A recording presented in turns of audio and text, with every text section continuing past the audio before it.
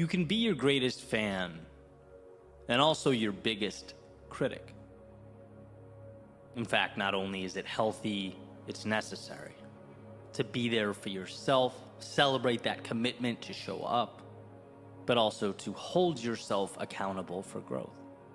Because to be great is to know there's more in you, to understand that there's greatness waiting to be extracted from the miracle that is you.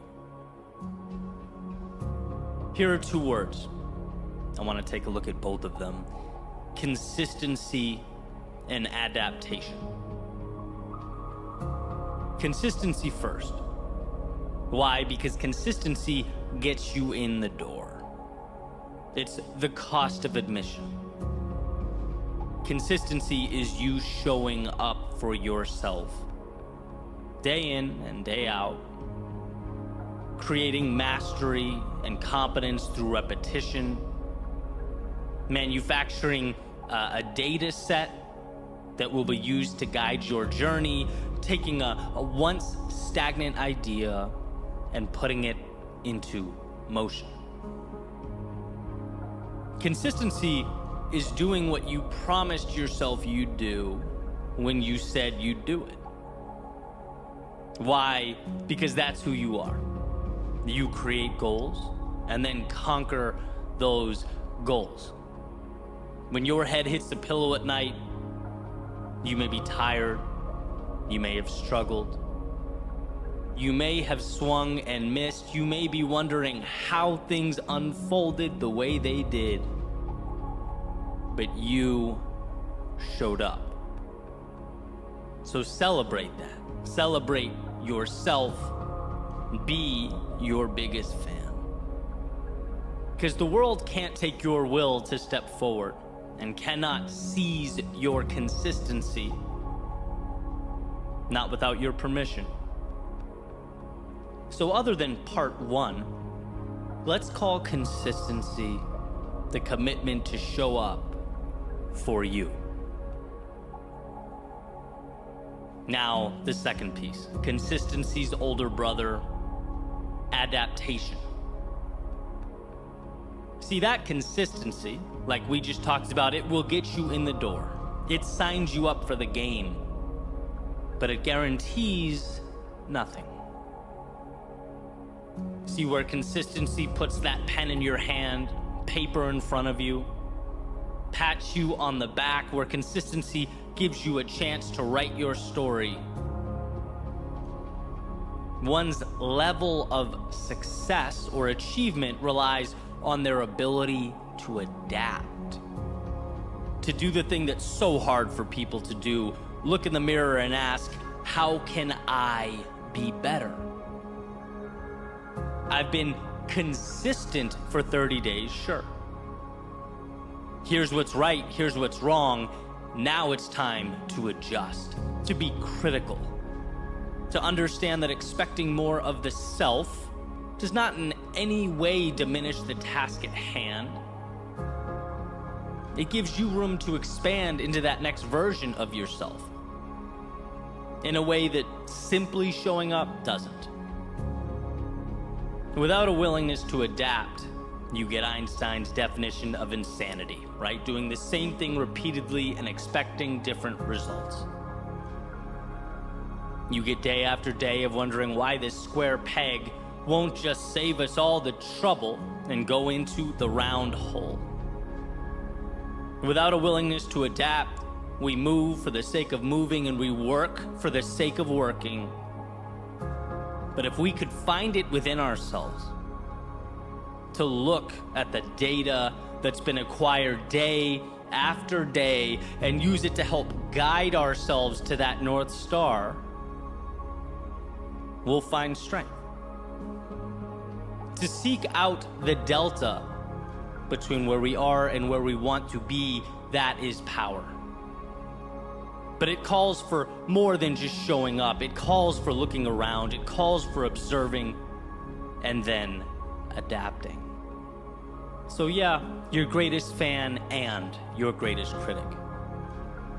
Be there for you, but don't let yourself get away with good enough. Showing up is critical, it's powerful, but it's just the beginning. If your eyes stay open, if you're willing to both love yourself and improve yourself simultaneously, all the world becomes available to you. There are no mountains you can't climb or oceans you can't cross. And sure, the world will do what the world does. It will place challenges before you. But rather than those challenges being the reason you can't, rather than accepting those challenges as a permanent reality, they become nothing more than the next puzzle to be solved, the next little adaptation that's required of you. You show up, you self-assess, you adjust, and carry right on towards that horizon again and again. So when you find yourself frustrated or up against that wall, remember, you are building your ideal reality. Be proud of yourself for showing up, for being consistent.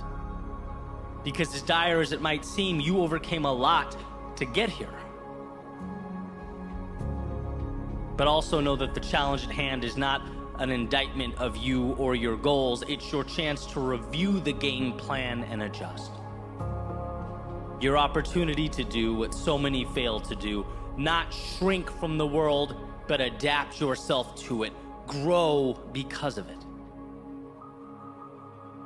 Today is your opportunity to take what the world gives you and build something new.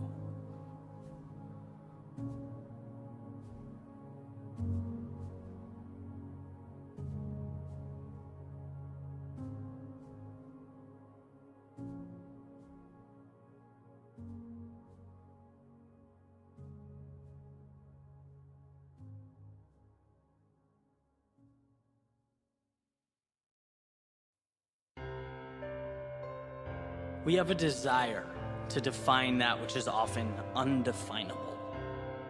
When it comes to life and its highly coveted outcomes, assessing the things that we want, we use probability to solidify things that are entirely fluid. For example, you often hear about the odds of becoming a professional football player, the odds of becoming a CEO, going to Harvard, making 6 or 7 figures, numbers that often paint a picture of why you can't. Right? When you hear only 1 in however many millions of people accomplish something, the intent is to show you that you're more likely to fall into the millions bucket than the 1 bucket. To show just how rare or difficult or out of the ordinary achieving that thing would be. Almost like they're being compared to a lottery, a random number generator, luck, a pursuit in which you have zero control. Think of a huge glass jar, right? 1 red marble, 3 million green marbles, and it's like you close your eyes and you better pull out that red one, otherwise you won't become the Oscar-winning actor that you dream of being. And the problem with looking at life that way is that it overshadows the most important element of success, understanding just how much control you have. The 1 in however many hundreds or thousands or millions wasn't born that red marble in a jar full of 3 million green ones. No, he or she just did things differently, lived differently. They didn't relinquish control, they took control, and that's the difference. That's what matters. The lottery is sitting back and hoping your numbers pull. In real life, you create your own probability every day, every minute that goes towards working towards a goal. That means you get closer. Why would you take a snapshot of the present moment in time and use that to define the likelihood that you'll live out your dreams someday down the road? It doesn't tell you anything.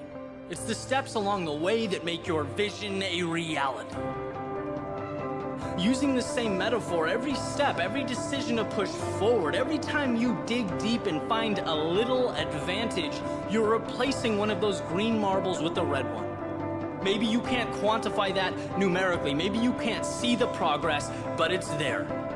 In fact, numbers should never scare you because they're an indicator that the vast majority of people aren't prepared to go all the way, aren't willing to do what it takes, and that you, by simply not stopping, by thinking that you can, by giving more than the person next to you, have a tremendous advantage over the rest of the world.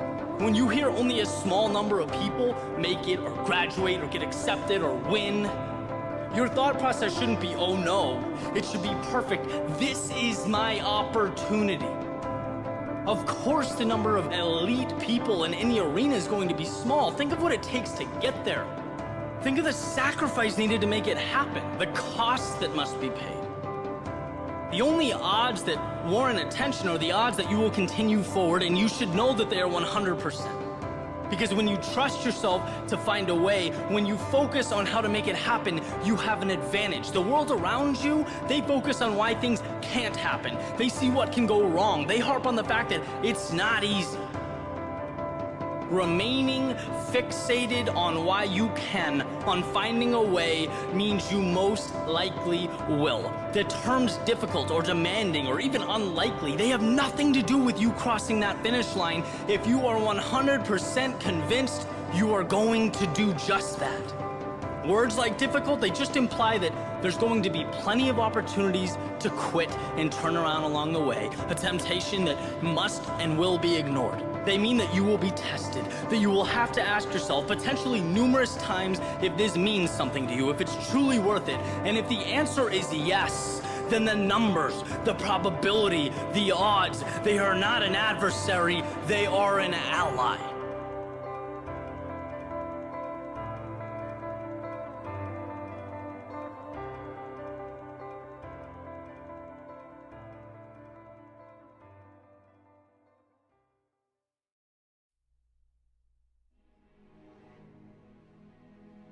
Peter Drucker has said that what gets measured gets improved. And this insight's been incredibly valuable to me over the years. I want to explain why. Until you measure something, you're operating in somewhat of a black box. You're essentially guessing, aiming at targets you can't see, which ultimately means you're leaving life up to chance. But once you begin to gauge your progress in a specified area, you now have information to work with. You have an increased sense of awareness and the ability to focus, which, as I've said before, and believe wholeheartedly, what you focus on becomes your reality. So here's a quick example that I think adequately paints a picture here of what I'm talking about. Way back when I first started my business, I was chatting with a friend about wanting to grow my YouTube subscribers, add value to as many people as I possibly could with my work. Back then, it was all YouTube. That was the crux of my business. And so the first question he asked, he goes, just out of curiosity, how many subscribers join the channel daily? And I realized in that moment, I don't know. I knew the total amount, like I kept tabs on that, but not the sort of daily fluctuation. How much grew on Monday versus Friday, that type of thing. And this guy, he had a tracker. He's very big on that. Basically a sheet with the most important things that he's trying to change in his life. And every day when he would wake up, he'd record a quick measurement in each of those categories. And my first thought was, that's a little over the top. It's a little extra. But hey, one of my favorite mantras is that you are your own experiment, and I was happy to try something new that, could have a positive impact. And so I did. I started recording daily the net subscribers that join the Your World Within community, and what I found was incredible. They say it's the simple things that make the greatest difference in our lives, and this would certainly be no exception, right? First and foremost, just seeing that number every day kept growth at the forefront of my mind. It kept me aware and excited and thinking through that lens as if I were on a journey or mission to outperform the me of yesterday. Right? If on some random day you grow 30% more than you usually do, it's only normal to see that and ask, well, why can't this happen every day? Why can't this be my reality? And next, and probably more obvious, it armed me with the tools to tactically improve my performance. Those daily metrics helped me find critical answers, arrive at important conclusions. What days of the week and weeks of the year have the greatest impact? What trends lead to increased viewership?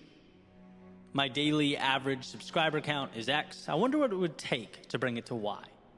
Right? And so basically, instead of just showing up every day with my fingers crossed and hoping I'd hit it out of the park, I had a more informed approach. It's like taking a blindfold off. And all of this prompted by writing one little number down in the morning. The more I did this, the more it became obvious that it should be implemented in other aspects of my life. If this is important to me, if I say with conviction, this is an area I want to improve, how could I afford to not know the extent of its growth? And now I do track the handful of things I'm most invested in growing, because those will be most impacted by my giving them attention. There's a saying that what you water grows. Well, your focus and your attention is what will water the seed, what will give it life. If you're looking to lose weight, but you never look at the scale, you're hurting yourself. Right? You might say, well, I don't want to be all about the numbers. Right? It's a lifestyle change. And I certainly agree. The point is not to track every single step you make. It's to realize how often we operate blindly. It's to show you that with 100% certainty, your increased awareness and attention dedicated to any pursuit will make you more effective in bringing about your desired result. Knowing your daily progress keeps you in the game. It keeps you excited and also arms you with the tools to make the necessary changes. See, we are brilliant creatures capable of incredible things, but it's critical that we position ourselves so that we can win the game. It's critical that we not only look, but see. To be simplified, to condense life down to only what's important, and to monitor those things that are important to you will give you a tremendous advantage. And again, this is basic stuff, but we skip the basic stuff because we think the big changes come from complexity. They don't. They come from choosing a target and working to get closer and closer to its bullseye. Like Greg McCune says in Essentialism, growth often has nothing to do with the acquisition of more. Sometimes it's about eliminating the things we don't need and focusing on that which we do. Now I'm suggesting we take it one step further and measure our growth as we take those meaningful things into the great unknown. Life can be challenging, that's no secret. So why not arm ourselves with every advantage available to us? Why not keep yourself excited and invested and knowledgeable? Often we look around at what we don't have and think, man, I could never have what they have. I could never do what he or she does. The reality is, they identified what matters and brought it to life one small step at a time. And guess what? You can do the same. It's not a miracle you need, it's awareness. So here's to keeping your eyes open, to not only looking but seeing, and in doing so, getting results from the opportunity we otherwise would walk right by.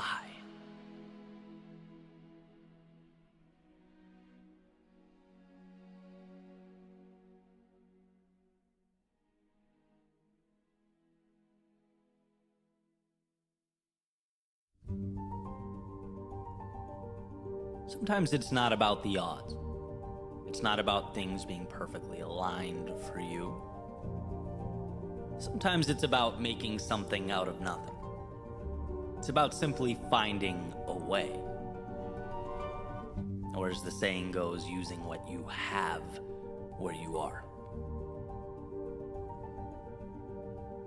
I want to share something with you that I found pretty valuable. So, the World Cup is on, and I really enjoy watching soccer. or football, depending on where you're from and what you call it, and caught a handful of games over the Thanksgiving holiday. And one of those games was Argentina against Saudi Arabia. And for those who maybe don't watch or follow international soccer, Argentina is a powerhouse, right? Ranked third in the world coming into the tournament. Their team has some of the best players in the world. They're just incredible to watch. The Saudis, on the other hand, not so much, right? They're certainly not known for their soccer. So it's kind of a David and Goliath-esque story. So what's the significance here? Well, let me share some stats. Argentina possessed the ball 69% of the time. Saudi Arabia, only 31%, as expected. Argentina took 15 shots. Saudi Arabia, only 3.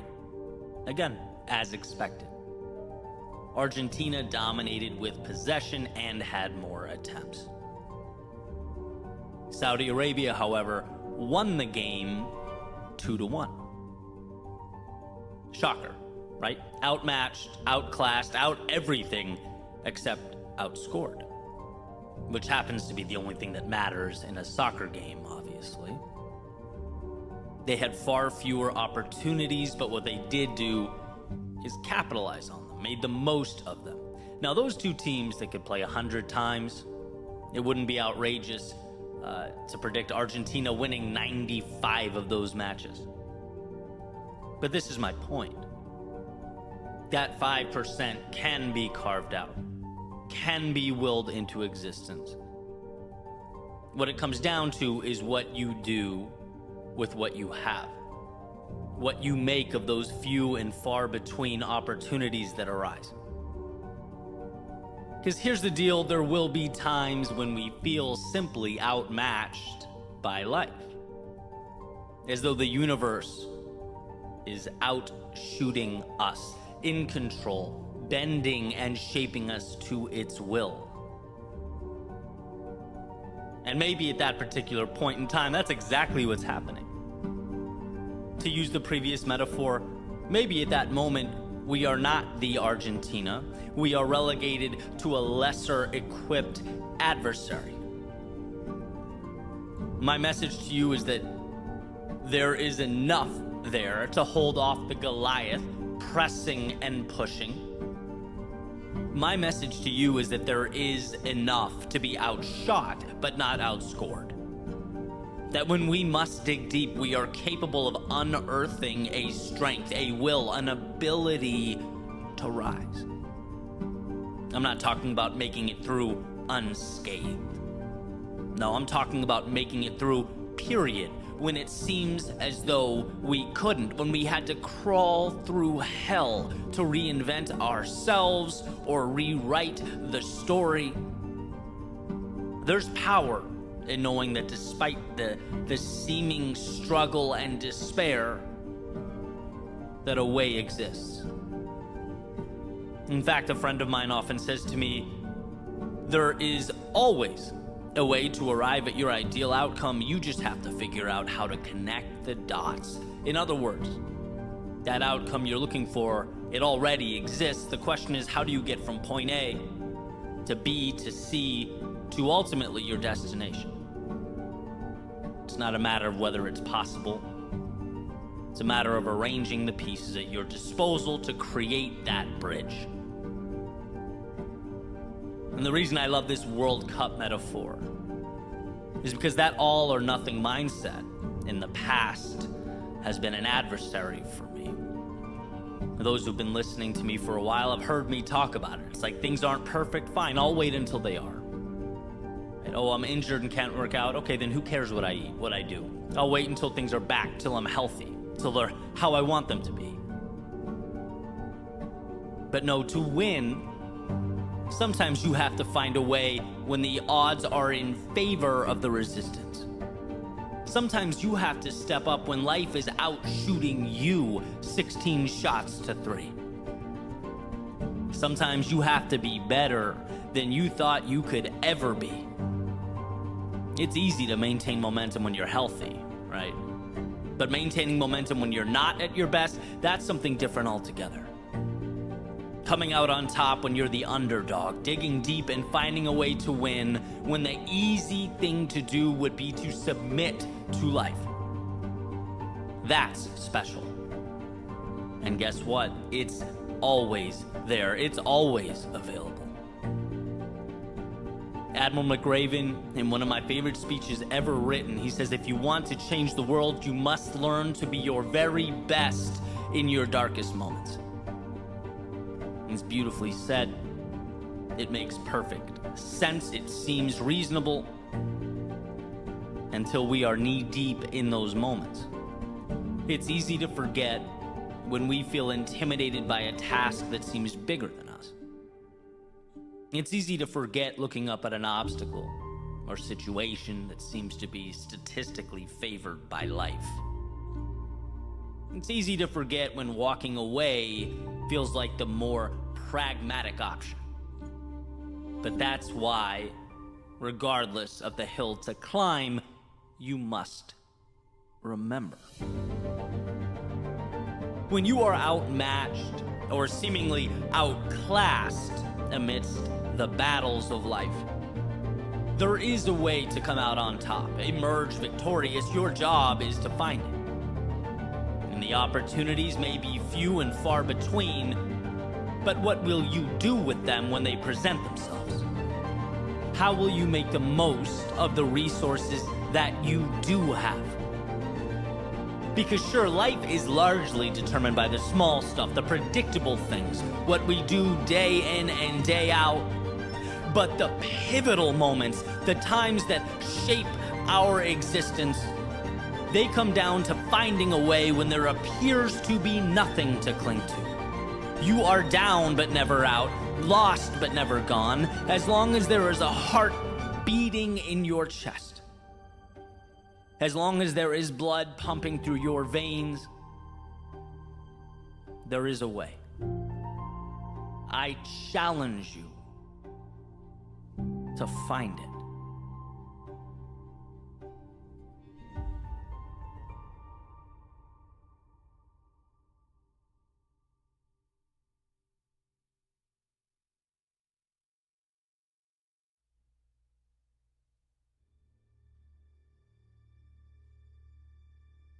Freedom lies in being bold.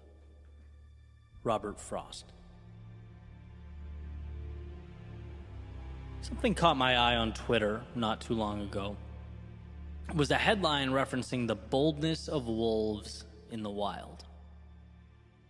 So I clicked it to delve a little deeper, and it took me to an article by Emma Maris. And here's the summary at like a 10,000 foot view. Okay, basically there's a parasite called T. gondii that infects animals and then causes those infected animals to act bold, perhaps even reckless in some situations. And the article states why and goes into some great detail, but for now I'm going to jump right to a specific point, because there's a part where the article mentions how two wildlife ecologists, Meyer and Cassidy, studied wolves at Yellowstone for 27 years. And upon studying them, they find something very interesting. After taking blood samples from 229 wolves, they found that wolves infected with that T. gondii parasite, that again makes them act bolder, were 11 times more likely than uninfected wolves to leave their birth family and start a new pack. The infected wolves were also 46 times more likely to become pack leaders, which Maris states are often the only wolves that breed. And so this appears to portray a direct link from boldness to increased social status and possibly even reproduction rates. And with that boldness comes risk, sure, but with risk comes reward, upside. Now, obviously, the day-to-day actions of wolves at Yellowstone is not an apples-to-apples comparison with human beings functioning in society. But personally, I can't help but feel the value contained in the case study. In fact, it was my thinking about it while falling asleep that prompted me to find the article again and share it, for the simple reason that I know there are places in my life that I can be bolder.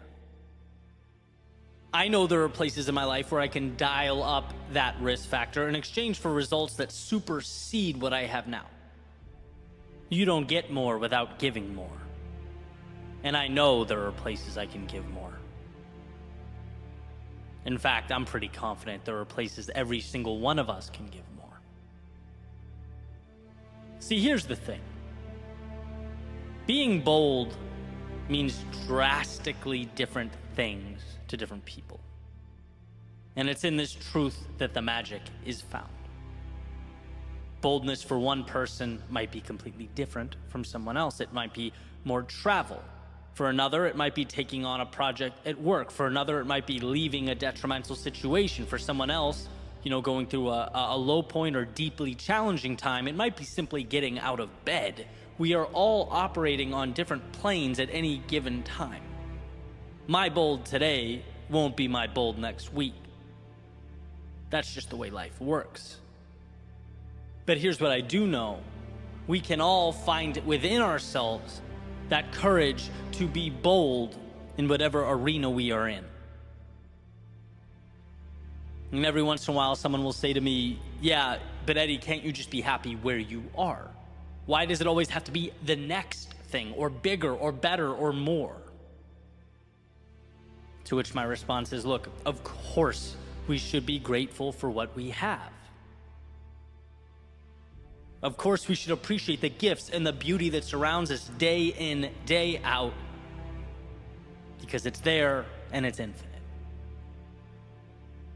But, and you knew there was a but, human beings are purpose-driven. Our happiness is often derived from our progress. Our journey is the destination. And we often find when we look around that we have given pieces of ourselves away, sometimes without thinking about it. Perhaps we become stagnant with areas of ourselves that can be elevated, that are destined to evolve. I love looking back at those courageous moments in my life, right? They mean everything to me. I like to say, it's the small things repeated day in and day out that make us who we are. The vast majority of the time, I believe that to be true, but those pivotal moments, those opportunities that our consistency creates for us, well, boldness in those instances changes everything. Right? Walking onto a stage when you've never spoken before, when your body is physically rebelling and you don't want to walk on stage, is everything.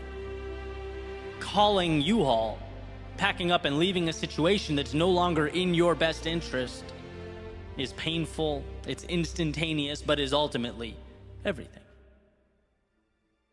Making an investment that you believe in, deciding to hire someone with incredible vision and talent, being vulnerable enough to share your thoughts with the world, these things are risky, they are bold, but in your world, they are everything. And so the obvious connection here is our desire to lead in a world seemingly void of adequate leadership. It's setting an example. It's not settling for the ground floor when the sky is the limit. Yes, on all counts. But it's also leading yourself. At times we forget just how important that is, that you need to lead yourself to something meaningful. Significant change does not come along without your initiating it. No doors open if you don't knock. The world will only give you what you ask of it.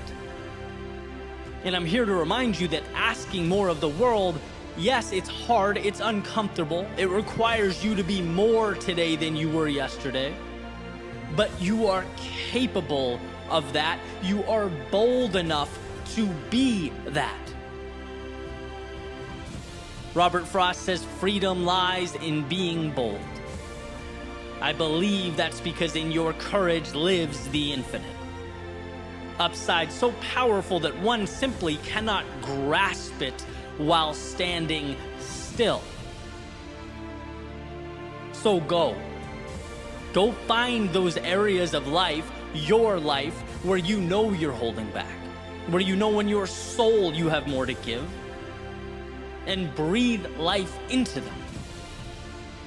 Knowing that sure, in being bold, missing the mark is a possibility, but in never leaving, it's a certainty. If you never go, you will never arrive. So find the courage to ask more of yourself, because more there is.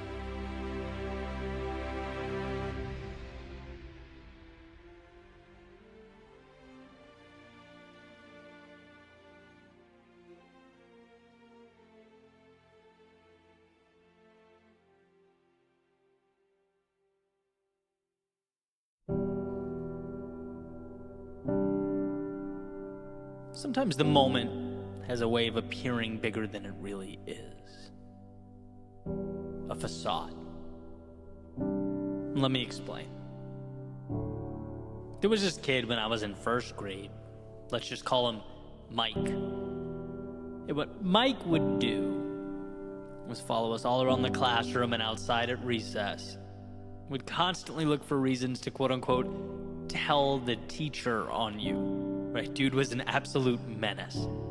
I'm 35, and I still remember Mike. My buddies and I would be, playing basketball outside. Maybe just learn some awesome 4-letter words. Would love to give him a test run, but no, not if Mike was around. Mike would go right to the teacher. And see, we feared Mike because we feared being in trouble. Now, as time passes, you look back and realize how absolutely ridiculous that is. I want to shake younger me and say, who cares about Mike? Go live your life. He doesn't matter. But the reality is, at the time, he did matter. He mattered a lot because he was the personification of what was most scary to us in the moment. Right? As a child, avoiding being in trouble or timeout or whatever it was, seemed to be a big deal. And here's what I think. I think every chapter of life has a Mike. Not in the literal sense, but in the sense that there's something we fear, something that consumes our time and attention, something that's been inflated to a state far greater than it really should have been, that has an impact disproportionate to reality. Because as real as it seems in the moment, a few years down the road, we'll do the usual, shake our head and laugh about the seemingly obvious lack of perspective during that chapter. Hindsight being 2020, we'll be shocked we couldn't see what we eventually came to see. But that's what growth is. It's a good thing. We want to evolve. No one wants to be the same in 10 years, see life the same way in 10 years. But it's also an opportunity to obtain some perspective, to understand that our current fears aren't all we've built them up to be. We just can't see it yet. Unfortunately, the dust has to settle before the picture makes sense. Just like right now, we can't judge the world around us the same way historians will be able to with clarity. That's why I often reference Bronnie Ware's top 5 regrets of the dying, because it's a list of things people in their final stages of life look back on and say, yeah, that was dumb. It's people who have already walked the path, pointing out the metaphorical Mikes they've encountered along the way, because here's the deal. The root of our stagnation, the root of our frustration, our despair, comes down to fear in some capacity. Right? When you dig deep, it's a fear of leaving or staying, a fear of criticism, fear of unknowns, fear of letting down the people we do know. Our demons are manufactured. They're comprised of fear that, sure, we'll eventually laugh and shrug off. But oh, the power in being able to fast forward that sequence. to understand that life is too short to be held down by chains of our own making, right? How about laughing in the face of what intimidates you now? Not 5 years from now, but now. How about looking around and asking yourself what obstacles in your life are Mike-esque? How about breaking our constraints down into what they've always been, manageable tasks? Simply waiting for us to change the narrative. If you aren't pursuing that which is meaningful, it's most likely because somewhere deep down, fear is holding you back. And that fear is holding you back because, let's face it, you've let it in. See, the moment is beautiful. It's powerful. It has everything you need, but it's not bigger than you. It never will be bigger than you. So let's not wait for some arbitrary time in the future to arrive at that conclusion.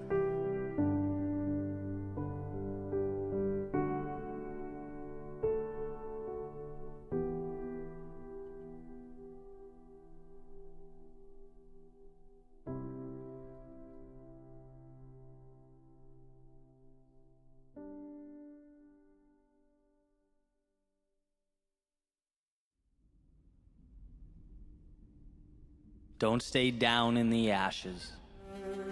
Use the pieces to build new things. Don't dwell on what hurts. Use the lessons to chart a course to happier days.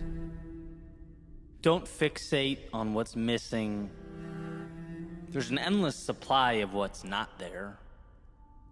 Instead, rejoice over and capitalize on what remains. Don't take misfortune personally. Remember that life is neutral. It's you who has to decide whether to shrink in its shadow or grow because of it. Don't compare yourself to people around you.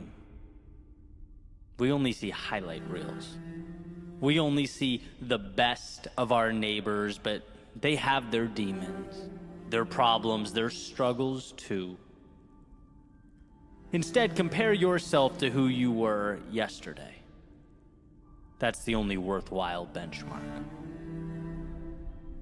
Don't exhaust time wishing you had someone else's gifts or natural abilities. Sure, they have theirs, but you have yours too. Explore and go all in on your unique superpowers, because that's exactly what they are, should you choose to bring them to life. Don't let the gravity of the moment keep you down. You might feel lost or defeated, but it's not always about feeling good. Sometimes it's whether or not we can move forward when we don't. So step into that unknown, knowing sure you might not be at your best, but that lives are often defined during our imperfect moments. Don't waste energy on hope. The future's a construct, an idea that you have no control over, and that will make you its slave if you allow it to. See the value of right now. Right now, you have the power to change, adapt, evolve, to make things happen. Right now is all you'll ever have to control. Build, tear down, retreat, advance, follow, or lead. Everything is a choice. Life provides the components to go up or down, left or right. It's a perpetual fork in the road. Endless opportunities. But you are the architect. You decide what they become.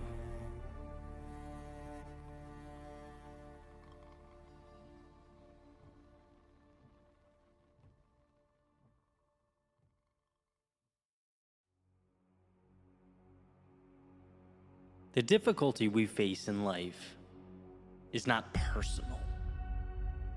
If you remember this, you disarm every adversary, obstacle, every complication you'll ever face. So, quick story. Recently, I was renewing a lease for my apartment. Something that usually is pretty simple, right? Only this time, things were not simple. Confusion, chaos, misunderstanding after misunderstanding. I received emails and letters saying, you need to provide these documents in order to renew. You need to have XYZ information submitted to us ASAP. And I'm sitting here thinking, guys, you have all this info, right? I've lived here a year, same guy, let's put two and two together. And after a while, I started to get truly annoyed, eventually to the point of taking it personally. So I stopped what I was doing and go down to the front office thinking I'm gonna go scorched earth here. I really wanted to emphasize how absurd and ridiculous all this was. I opened the door and just kind of stop in my tracks. First thing I see is a crowded room filled with tenants asking for things, making requests, looking for info. And the people that work there were so patient and kind, running around doing their absolute best to make everyone happy and get everything done. And almost immediately I realized, Eddie, you made this about you. This is not in any way about you. Basically, I created this fallacy that because things weren't working the way I wanted them to, then there must have been some universal resistance, right? There's an idea I heard a while back that very rarely steers me wrong. It's that two things can simultaneously be true at once. So in this case, is there opportunity for these guys to tighten up a bit, bring more clarity to their operations and best practices? Yeah, certainly true. But on the other hand, was building this up as a them versus me match in my head dumb and counterproductive? Yes, also true. The world will always provide adversity, right? That's not news to anyone. It's just what the world does. That adversity will take 1,000 different shapes and appear in infinite number of ways. But here's the deal. Life is neutral. Things just happen. They aren't good or bad. They just exist in the ether. We, as storytellers, decide to put a charge into things. We decide whether it's happening to us or for us. We choose. And that's the takeaway here. There's power in remembering not to take things personally in any aspect of life. Because when we do, we actually lose our grip on reality. We become emotional and not rational. And this is visible everywhere. Right? Take rejection, for example, something we all deal with. It's not personal. The person on the other end is thinking about themselves. They're locked in on their own incentives. They're not thinking about you, and however you feel about this, it's just the truth. So assess the situation. Sure, maybe find some areas where you can improve and carry on. Being mistreated. Again, not about you. As the saying goes, hurt people hurt people. Same goes for criticism and hate online, right? Something that a lot of people truly fear. It will almost always be true that people who are more accomplished than you or further along in their career trajectory won't waste time bringing you down in the comment section. No, it's people saying things hoping that their comments will get approval and attention so they can feel validated. Their actions are being carried out for, ready for this, themselves. And to misdiagnose or take it as a shot to the heart, well, that's creating a battle scenario that doesn't need to exist. It's not them versus you, it's them versus them. You're just in the crossfire. Now, does this perspective or point to not take things personally mean that we abdicate personal responsibility? Does it mean we say, well, it's not me, it's the world, so not my problem? No, of course not. Right? This perspective gives you the power to do the right things and the necessary things, because you understand that the problems you face are not a giant indictment of you as a person. Getting angry creates a scenario where, you reallocate your energy from doing what's best for you to instead being mad at him or her or this group or that circumstance or the world in general. Bad things happen, and by the way, they happen to everyone. Everyone gets rejected at some point. Everyone gets let down by people close to them at some point. Everyone loses their way at some point. Everyone has their expectations fall short. Everyone has pushback. It's not just you. It's the world doing what the world does. And there's 8 billion of us running around operating in our best interest, trying to navigate a big, crazy world that's often incredibly difficult to understand. So with this perspective, right, going forward, my lesson from a few weeks ago, what would I have done differently during all that chaos with the apartment? A handful of things, right? First of all, remind myself that in the grand scheme of things, it's trivial. It's just not that important. 2, understand incentives. Right? These folks aren't trying to make things hard for me. They're trying to do their jobs well so they can live their best lives, which brought their attention to other things. It happens. And 3, when you're calm, you can actually solve the problems at hand.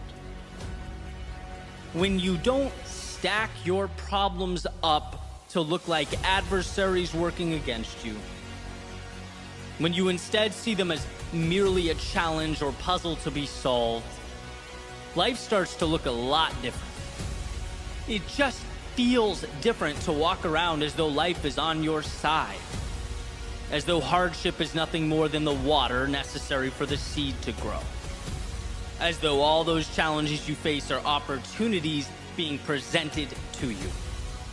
Because I'm not sure you can simultaneously fight and solve. I think one of our most important decisions is to select one. You can make the rejection an opponent, the criticism a rival. You can make the disorder your nemesis. Or you can realize that all of it falls squarely into the box that is life. Pieces to be taken out one by one so that you can construct the ideal. Life comes down to the advantages that exist all around us, the choices we make, to live freely with the wind at our backs, or confined by the walls we build around ourselves. And sure, your current obstacles might be because of decisions you've made, maybe even decisions you wish you could take back. But the current moment, right now, in this second, is neutral. It does not hold a grudge or have an agenda. Now, right now, is simply right now. In the same way that 2 + 2 is 4. 4 is not good or bad. It doesn't want you to win or lose. It's just 4. Same goes for the crossroads before you. And that puts the onus entirely on you to decide what you will make it all mean. Will you slow things down to find clarity? Will you open your eyes to see the value? Because look, there will always be a delta between reality and the stories we tell ourselves about reality. That's just how human beings work. It's how we've managed to survive for millennia. So understand that and gift yourself the narratives that bring you closer to the place you want to be. The road before you will be challenging, not because its pushback is personal, but because amidst the resistance, you'll find the components you need to live your very best life.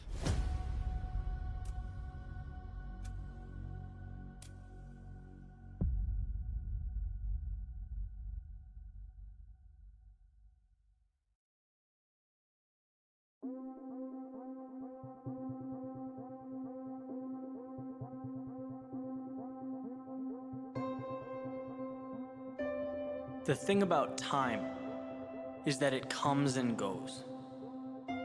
Tomorrow will make today a distant memory, and as quick as you were here, you'll be gone. What's in front of you is an opportunity to make right now something you'll never forget. You have the ability to write history, to create a story that will live with you forever.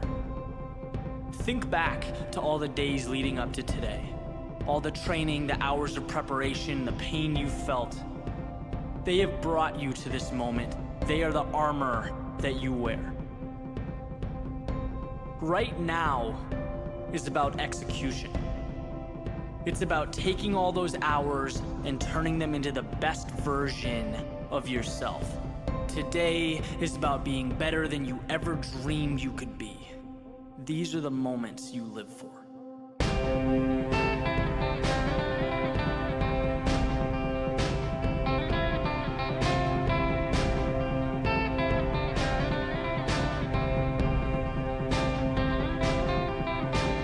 Gone are the insecurities, the doubt, the disbelief. This day is yours. Look your opponents in the eye. They cannot give what you can. You have built this opportunity piece by piece. You have created an unstoppable force, and it's finally time to reveal that to the world. Let people doubt you. They'll see with time. Let the obstacles stand. You will run right through them. Let everything in this universe tell you no. You have already told yourself yes. The hardest thing in this world to stop is someone who knows they've won before the game has started. This is your everything. Embrace it. Make it so that you never forget today.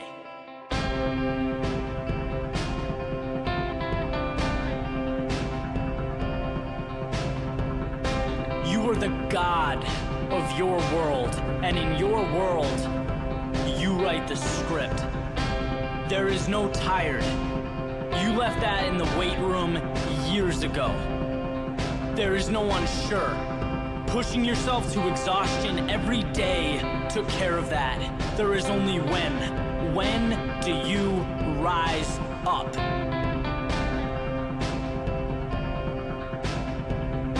There comes a point when you've just given too much. Your sacrifice is too great to accept anything but the very best. Everything else is noise. This is your day. It will not disappear with time. It will live on. You have earned today. Go make sure the world knows.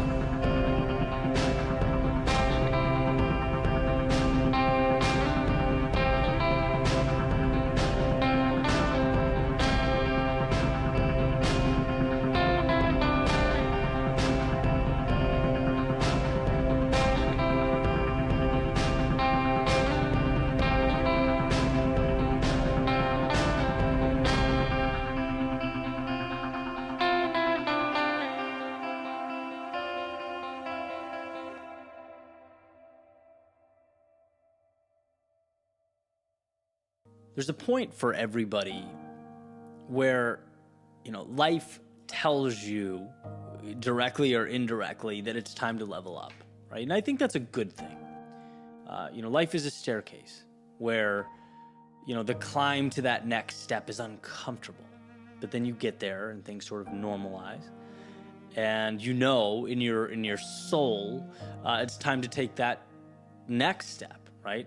Step up again, and that step is going to be just as uncomfortable as the one before. It's going to be different. It's going to be bigger. You'll have evolved, but change is always uncomfortable, and that's just the way it works. And I want to share with you something that a friend of mine, Evan, told me, and it helped me see that process differently. He was talking to me specifically in terms of being in front of a camera, which will make sense when you hear the metaphor, but I think it's applicable to, everything. Any situation. I was talking about that need, that feeling that want to take the next step. And very basic question, what do you want to do? And I wasn't exactly sure how I saw things evolving, right? And so the metaphor was, well, you've been Mickey Mouse for so long that you've been sort of neglecting the Walt Disney side of things. And maybe that's intentional. Maybe that's how it should be. Maybe someone else should be Walt Disney. Maybe you should be Walt Disney and Mickey less. Like however you want to, you can bend that and reshape it a million ways. But the idea was, when you are so focused on being in front of a camera, telling your story, writing, creating, sometimes you lose sight of where the ship is going. And I just thought that was such a powerful metaphor. If it makes you think, and I've spent weeks thinking about it, it's the right message. It's what you need to hear. And I've been talking to people who are, doing things that have nothing to do with speaking or content creation, anything like that. And when they talk about their situation, it's funny, I find myself relaying the same message because it's like, you are so in the weeds of your day-to-day, doing things that, are important, but they're smaller details. They're more technical things. They're more day-to-day operational things that you don't know where that metaphorical ship is sailing. And it's because you haven't been able to step back and really think about it. Really assess where you're going and why and why it matters to you.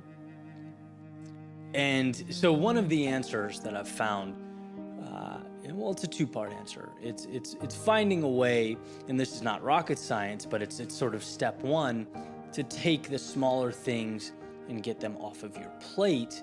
But the other thing is to make intentional time to just think, to really reflect on life and where you're going and understand, like really try to deeply understand where you are now, where you want to be, and how you can bridge that.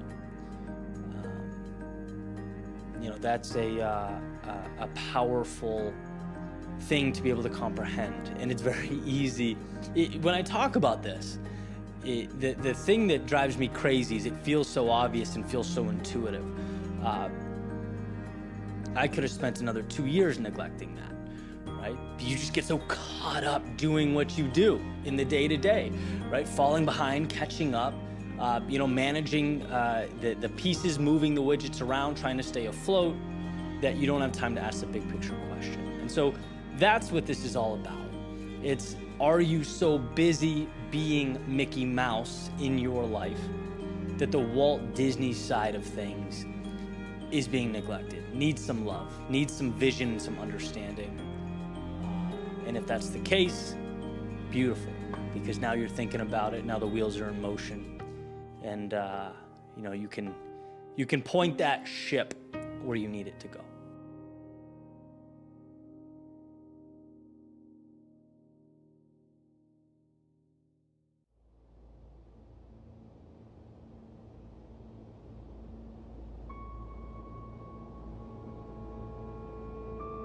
Today belongs to the architect.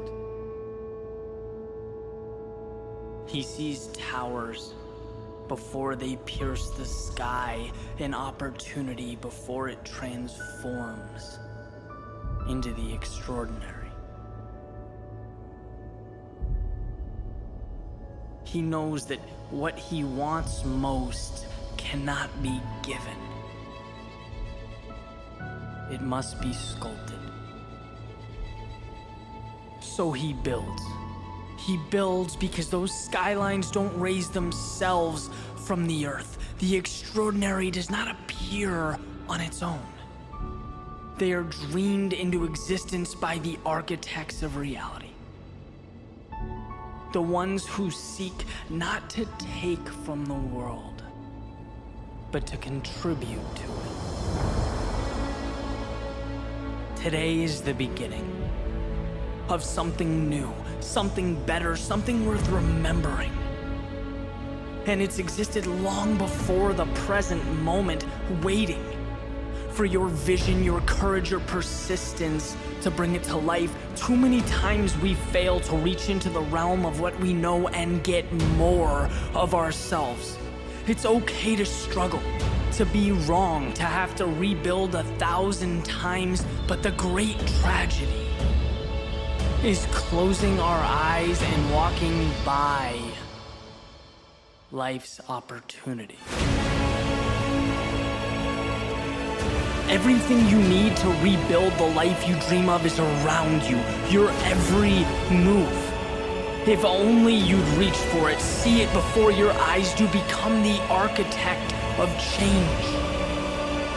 Nothing is impossible when you are the one setting the rules, when your hand draws the guidelines. You are not at the mercy of the world, you are creating it. This is yours.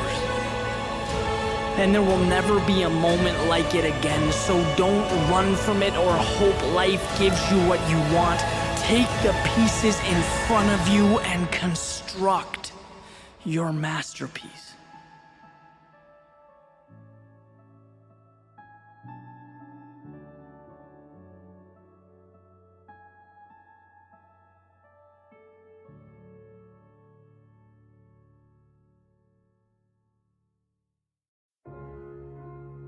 Found a quote the other day.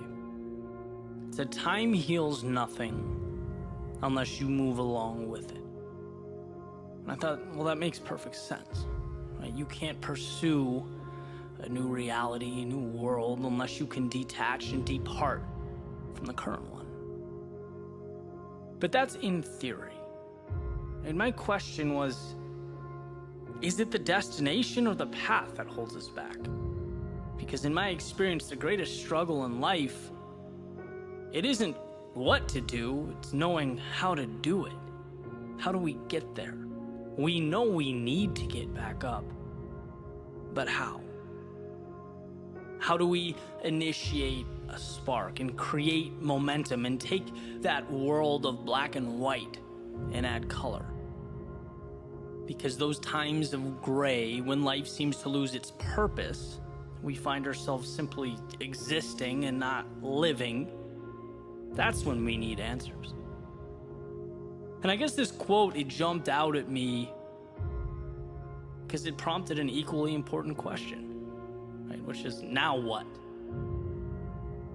And I started thinking a few years back, 2017, probably the most difficult year of my life. It was void of, any of that beautiful nuance, the uplifting moments that we like to remember when we look back. For me, it was, essentially an ended relationship, was relocating away from family and friends, was having a few dollars in my bank account, everything I own in a trailer, and starting over. And what I'll never forget about that experience, in totality, was that I saw it colorless, bland, dark. Essentially, the road ahead had lost that glimmer that it once had. See, I used to get so much joy in telling stories, but life had kicked me around so hard that I, at least for the moment, forgot the point. Like, what was my reason? And I knew, like I said, what I had to do, but I couldn't wrap my arms around the how. How do you get the train moving again? And then I got this email, right? And I'm gonna paint a picture for you. New apartment, trash, there's stuff everywhere, suitcases open. I hadn't shaved in 2 weeks. I'm exhausted, couldn't sleep, sitting there frustrated with my laptop. And the email is basically someone looking to create a documentary, asking if they could stay with me for 3 days and create a film about always maintaining discipline and living a productive life. And I just erupted into laughter, right? I don't think Seinfeld could have written something more ironic. It made no sense. But it caused me to reflect, right? I obviously declined the video. It just wouldn't have felt right or accurate in that moment.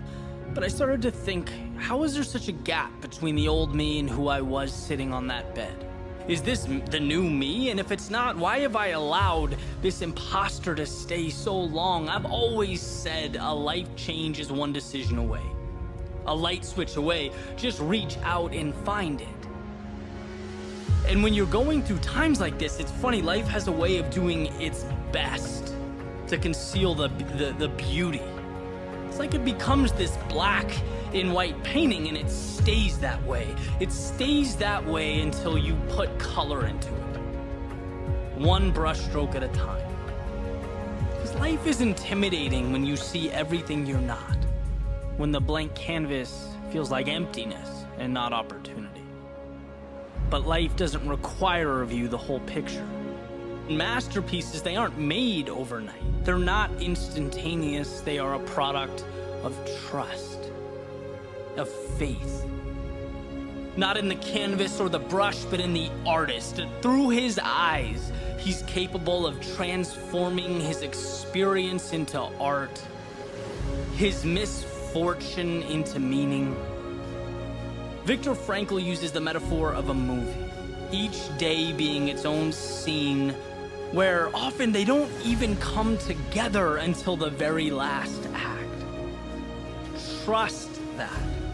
Believe that. But man, start painting. And the very next morning, like everyone before it, I woke up to a yellow beam of light, making its way through a crack in the blinds, painting the wall of an otherwise dimly lit room. But this time I saw it.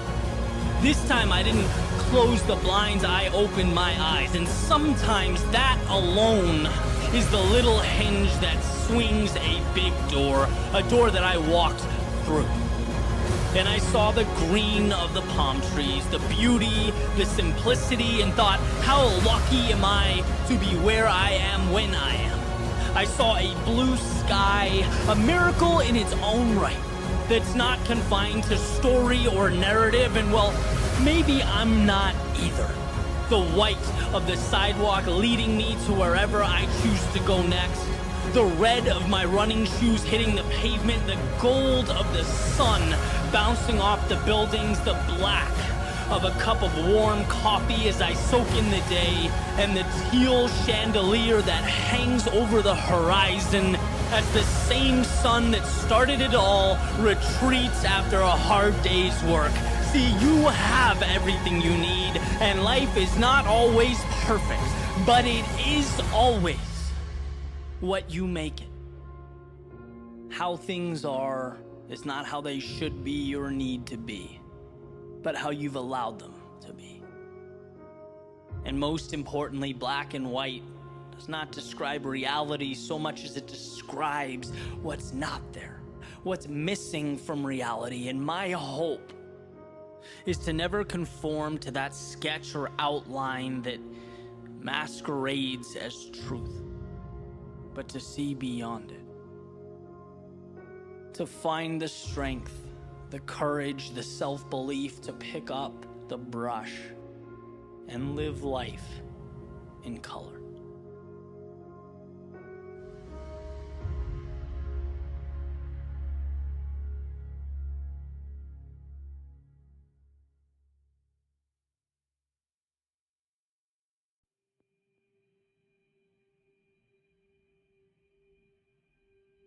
I think a substantial amount of life comes down to self-trust, to believing in yourself, right? But here's the thing, it's not blind belief. It's not toxic positivity where you close your eyes, cross your fingers, shut the world off, and just assume things will work out because you're entitled to a great result. No, what I'm referring to is an active and deliberate trusting of yourself to learn, to make the necessary adjustments, and to keep moving forward. When we have faith in our ability to step forward and improve simultaneously, there is no defeat. When you know you won't stop until you land where you want to land, then limitations become a choice. Success in any capacity is a you thing, not an outside thing. And this popped into my head a few days ago during, of all things, a game of axe throwing. So, quick story from last weekend. A friend of mine and I, after a day of working on the podcast, went down to Fort Lauderdale to this axe throwing place, which is, it's random, but it's a great time. Simple concept. There's this giant target, and you take turns throwing little axes at the target, basically darts, right? If you think along those lines. And there were 8 of us in the group.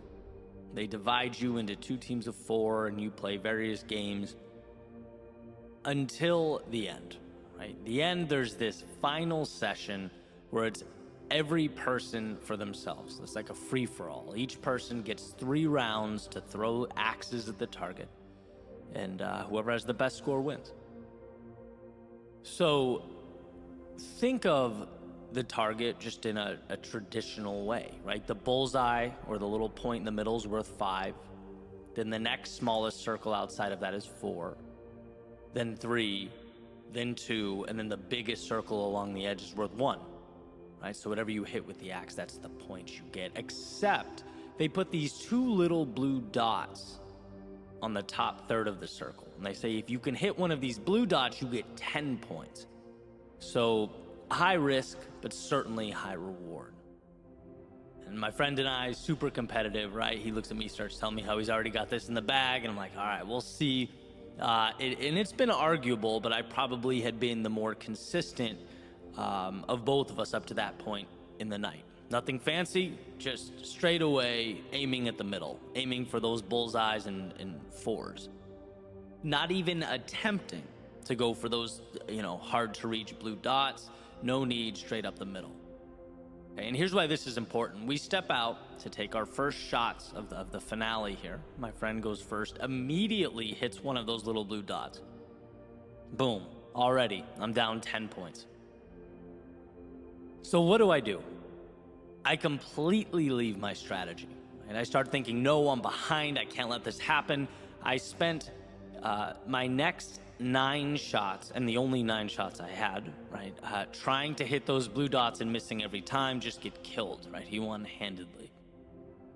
And then I realized when the scores were read out at the end that if I just ignored everything my buddy had done and stayed true to my game, aimed for the center of the board, averaged 3.5 or 4 points a throw, I would have won, and by a substantial margin.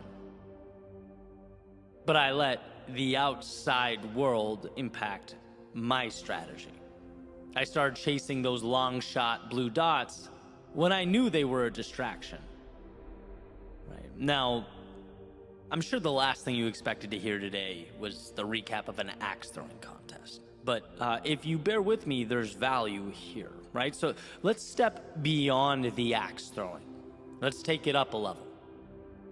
Let's talk about when you know what's best for you, you know where you want to be and what's working, but you're pulled out of your lane because of what someone else says or does. You hear him or her over there accomplish something great, you look in the mirror and go, man, I haven't accomplished anything like that, right? Maybe I need to change what I'm doing, my approach. Maybe I'm wrong.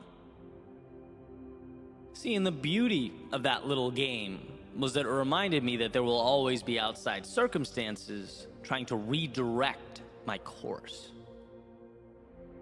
But we have to trust in ourselves that we are doing what's best. We have to know our own game and our own strengths. Now, don't conflate this with a stubbornness. It's not about never adjusting. No, we need to adjust. But adjust when it's best for you, not simply because other people are taking a different approach. Right? It's hard to stay consistent with the world pushing other options consistently, right? People finding success in various ways, taking other paths, talking about their incredible strategies and how great X, Y, and Z is. But it's all noise. You have to trust you. And again, not blind faith, but an understanding of who you are and a willingness to continue to grow with every step forward. there has to be some element of understanding that, sure, things will get challenging, life will push back, but that doesn't mean you are wrong or in over your head. It's a compounding of little actions and trust in yourself. If you can do that, the world remains yours. It's day by day, or in my example, throw by throw, knowing your bullseye and aiming steady up the middle.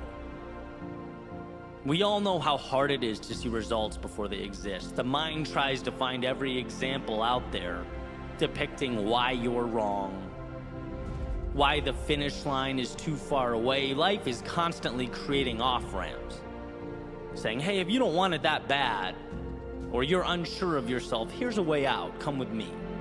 Right? It's constantly sowing seeds of doubt, which is why we must dig deep for that strength.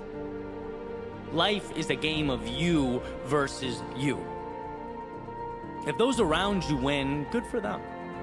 And if they lose, well, hey, wish them well on the next go-around. But none of it has any bearing on who you are and the race you're running. Are you going to show up for you? Are you going to be your biggest fan when it takes every single part of you to keep going? Don't let the loudest voices in the room dissuade you from what you know to be right. Don't let the blue dots hinder your direct line to the bullseye. Right? Block out that noise, block out the distractions, and do what is required of you.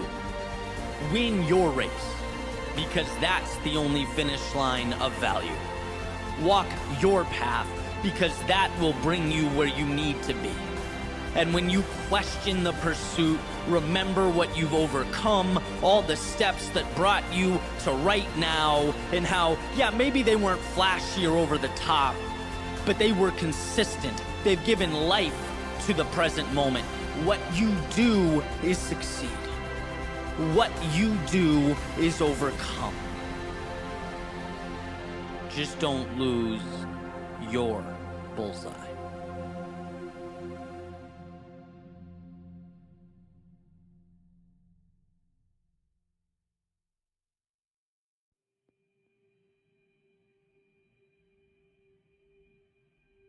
Mark Twain said the two most important days of your life are the day you were born and the day you find out why.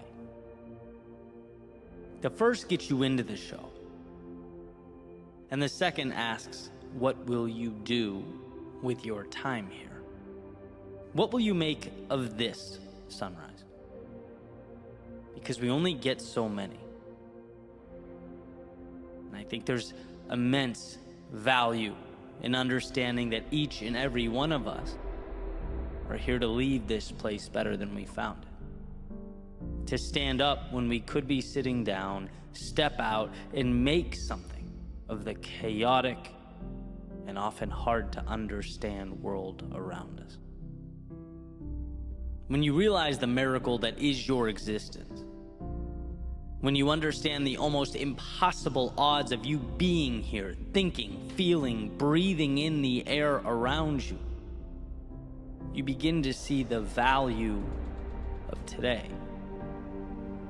Because it's not an obligation, it's a currency, the most precious of commodities. Today is your time to step into that new version of yourself, to see something more, so that you can begin the process of creating something more. Because the truth is, life will always be what you decide it is.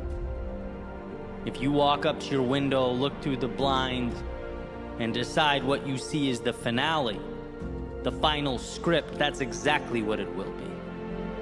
But if you see right now as a beautiful beginning, the initiation of the ride of a lifetime, a transport to the next version of you and the next and the next, then you are signing up for a world without limits. A world where you can feel what it's like to be tested and endure. to be lost but find your way, to build something meaningful out of the seemingly meaningless. That's why you're here. That's what it means to truly live. Today is your day, your chance. Don't let it slip away from you. Don't be fooled into thinking it's less than it really is. It is your ticket to infinity. A journey that starts when you decide it does. When you look out at that vast unknown and say, I'm not going to settle for anything less than a life of adventure. I want the challenges, the turbulence, the losses, and the battles. They will bring me to a place I could never have arrived at otherwise. You get from life what you give. So give it all. Leave no path unwalked, no stone unturned. Today is the most important day of your life because it will connect the you of yesterday to the limitless you of every day that comes next.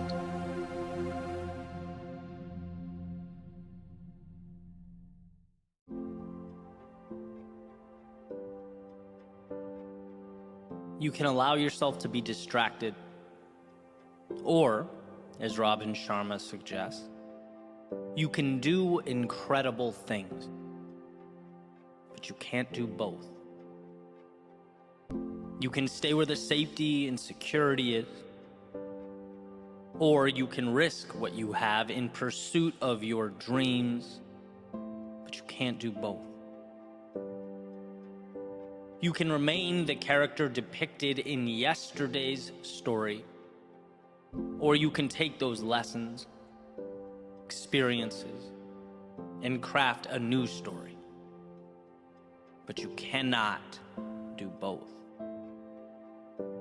Life is a game of trade-offs, where any decision to go in one direction is a simultaneous decision to not go in another. A commitment to X is necessarily a rejection of Y, at least in that moment. Making this question all the more important: what is your North Star? I ask because everything you do is bringing you closer to or holding you back from capturing it. One of my lifelines over the years has been clinging to the quote or idea that simplicity is the ultimate sophistication, right? Consistently trying to arrive there.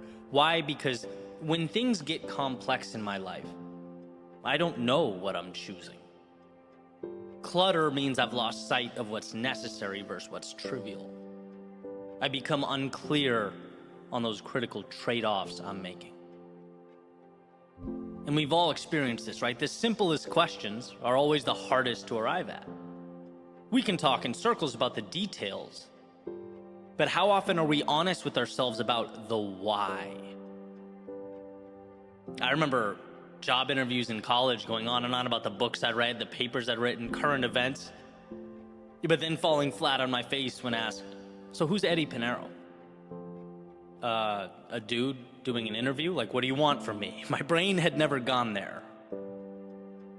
Or even less formal. I'll never forget a friend of mine a few years back asked me what my perfect day was, just casually as we're driving. I said, I don't know, Tom, I've never really thought about that. He goes, then how are you ever supposed to have a perfect day if you don't know? And how simple. Simple and simultaneously incredible. Who wants a life without perfect days, right? Like what is all this for? The world is infinite, and you can be ruled by its variability and its complexity. You can run around adhering to all its rules, hoping you're doing the right thing, whatever that is. Or you can identify, carve out, and rule over your own little piece of it, your own kingdom. You can choose you if you take the time to uncover who you are, what lights you up. And then, as Emerson advocates, hitch your wagon to that star. The best investment of our time is to truly understand and decide what we should be saying yes to. Because if we don't know what matters, then nothing does. Here's a famous dialogue from Lewis Carroll's Alice in Wonderland. Alice, would you tell me, please, which way I ought to go from here? That depends a good deal on where you want to get to, said the cat. Well, I don't much care where, said Alice. Then it doesn't matter which way you go, said the cat. Well, so long as I get somewhere, Alice added as an explanation. Oh, you're sure to do that, said the cat. If only you walk long enough. Beautiful passage. If you don't care where you go, any road will take you there. And see, it's not wrong to not know. It doesn't make you bad or mean life is a waste of time. It just means you're taking a large portion of control, which is one of your superpowers, and tossing it up into the ether. It means you are bowing to hope. And I know that no one here wants to live every day merely clinging to hope. This is not a we'll see how it goes channel or podcast, right? This is about the little changes that take life from a 6 out of 10 to a 9 or a 10 out of 10. It's about using what's around us to maximize the miracle we are living and breathing every day. Again, life is complex. So for you to take the time and simplify, to remove what's unnecessary, what an advantage. Yeah, I could do this or that. I could go here or there.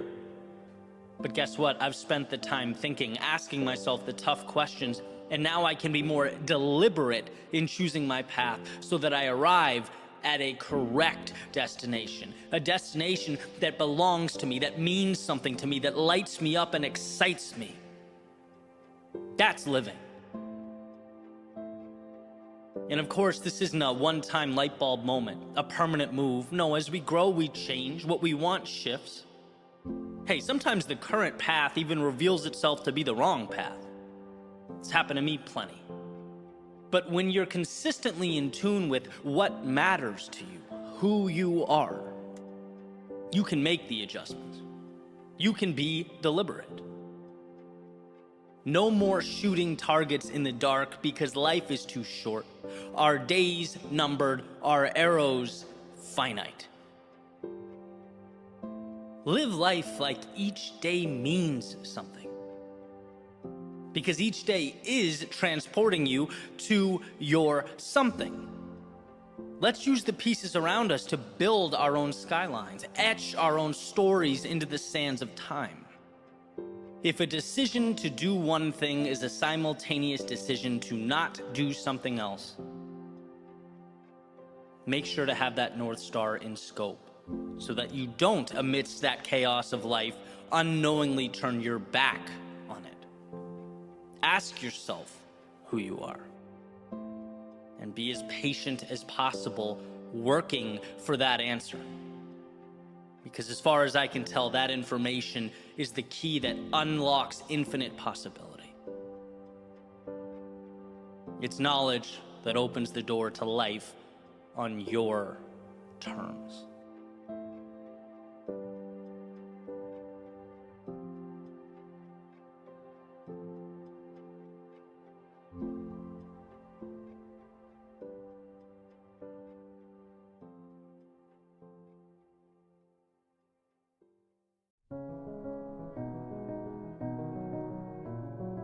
Remove the lifelines. Eliminate plans B, C, and D. Let the curtains close and the lights dim. See, the beginning of something new requires the ending of something current. So make life propel you into chapter 2.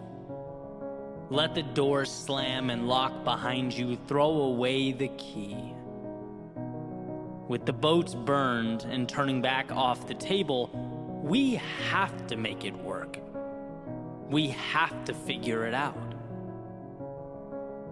Well, how, we might ask, with only these pieces? with only this circumstance, with only these resources. Well, it's funny how when walking away is no longer a possibility, so many other possibilities are born. When we're stuck between the wall and our demons, we roll up our sleeves and do that which we have been, let's face it, running from. We fight. We become proactive. We take initiative. It was always there. We just never had to. So if you can't do it on your own, make life make you. Because the bottom line is there are new horizons that await your arrival. They are always there, but they require you to make the trip, to look out over the vastness of what's before you and convince yourself that what's ahead can become your new normal. And oh, how I wish we weren't biologically preconditioned to preserve, to stay safe, to stay the same.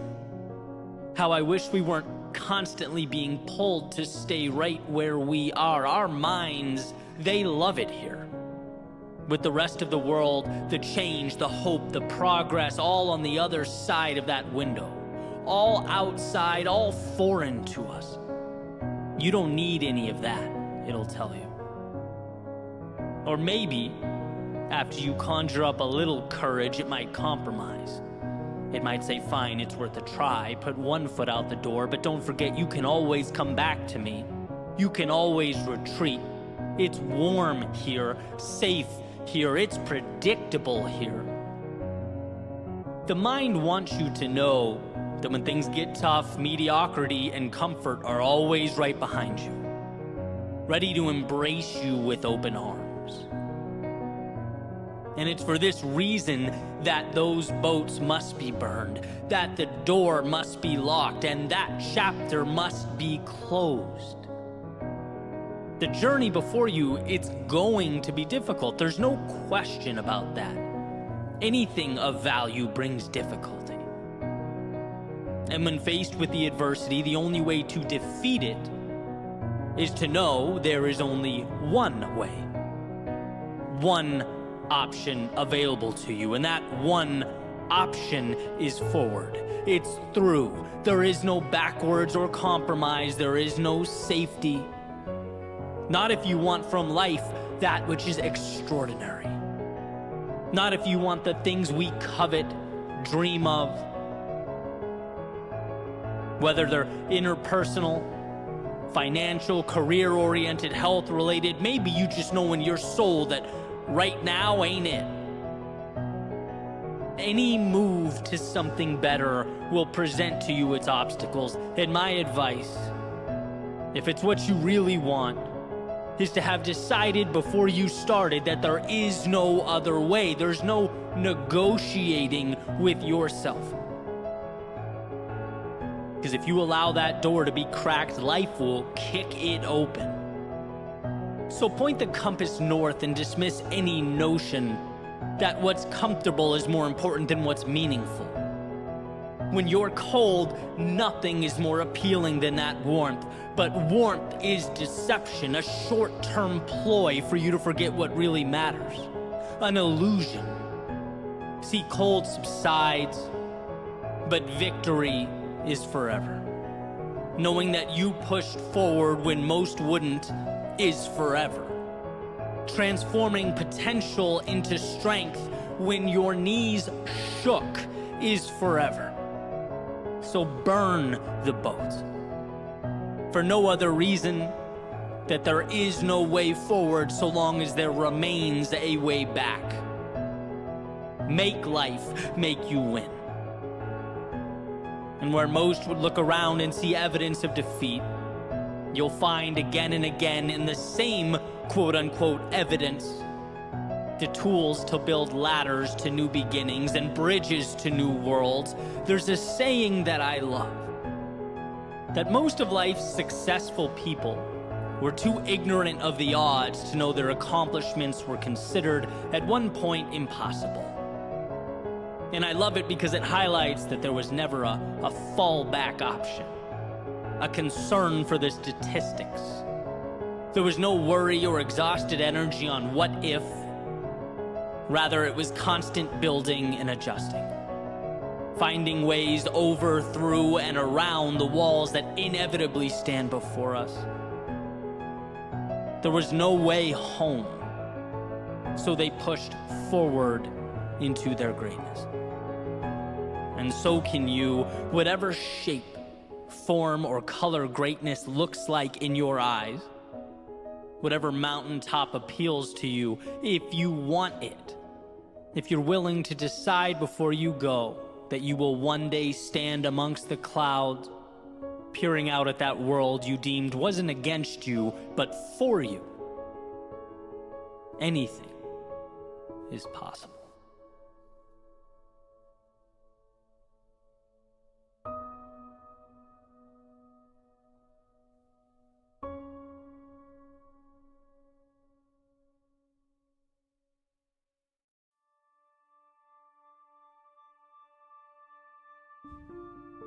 Of all life's lessons, it's my relationship with what it means to suffer that's transformed my reality.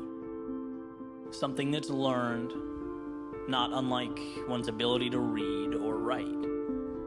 An understanding that unlocks the door to fulfillment. Nietzsche says, to live is to suffer, to survive is to find meaning in the suffering. Dostoevsky says pain and suffering are always inevitable for a large intelligence and deep heart. The really great men must, I think, have great sadness on earth. Helen Keller says, although the world is full of suffering, it's also full of the overcoming of it. Our problem is not that we suffer. Our problem is that we don't know how to perceive it when it inevitably arrives. We're taught that it's synonymous with a giant street sign saying wrong way. We're taught that the perfect life is free of its grasp. It's why when suffering does arrive, we're so inclined to run from it. I reference my experience as a D1 rower often, not because I stood out or even really because of my love for the sport. I reference it because it is the point in my life when I learned to suffer. When I learned what I could put my body through, my mind through, and see that like all things, discomfort simply ends, and life is different on the other side. That's why I talk about waking up to go to the gym in the morning when it's still dark in the middle of winter, the practices that made me throw up, having 3 exams, 2 papers, but thinking about a 2K test. Because part of me couldn't believe I was doing it, because up until that point in my life, I would have simply said no. That's why I reference the 3 of us walk-ons that were there senior year out of the 60 plus that showed up freshman year. We built a relationship with suffering. You understand what opens up to you when you agree to, for a moment in time, walk through those flames of hell. It's not a trick or a complex formula. It's just taking yourself to places most haven't learned to go. Not because they can't, but because they haven't learned. When you know you can push yourself far beyond what you thought possible, not only survive, but come back renewed, re-energized, a different understanding of the world. It's hard to see anything as too much or outside the realm of possibility. In my personal life, I can make difficult decisions. In my professional life, I can sit down and write when I don't want to. When I feel like I can't, I can take on projects that scare me, that take me so far outside my comfort zone, my ceilings have no choice but to become floors. You elevate yourself with each yes. Gustave Lanson says, there is no art without commitment and suffering. That is not a demon to be avoided. It's truly the beginning of everything. Jocko, he says, discipline equals freedom. Well, what is discipline? If not one's ability to accept and harness suffering, to teach yourself not to step back, but forward into it, into the chaos, into the disarray. That's where our lives are assembled. It's where we are made. And so my message is where you would once say no, dare to say yes. Even if it's a footstep, a moment, one toe in the water, teach yourself that the very discomfort you've been running away from, that most run away from, will be the reason your life transforms. Change isn't a miracle. It's a decision.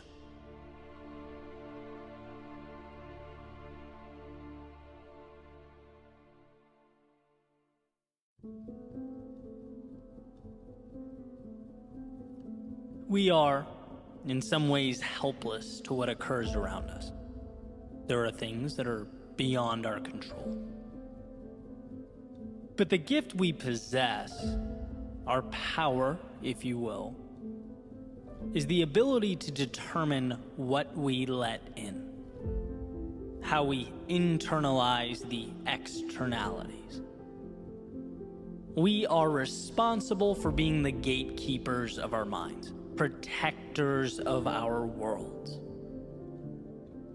There's a little saying that I aim to live by. It's incredibly simple.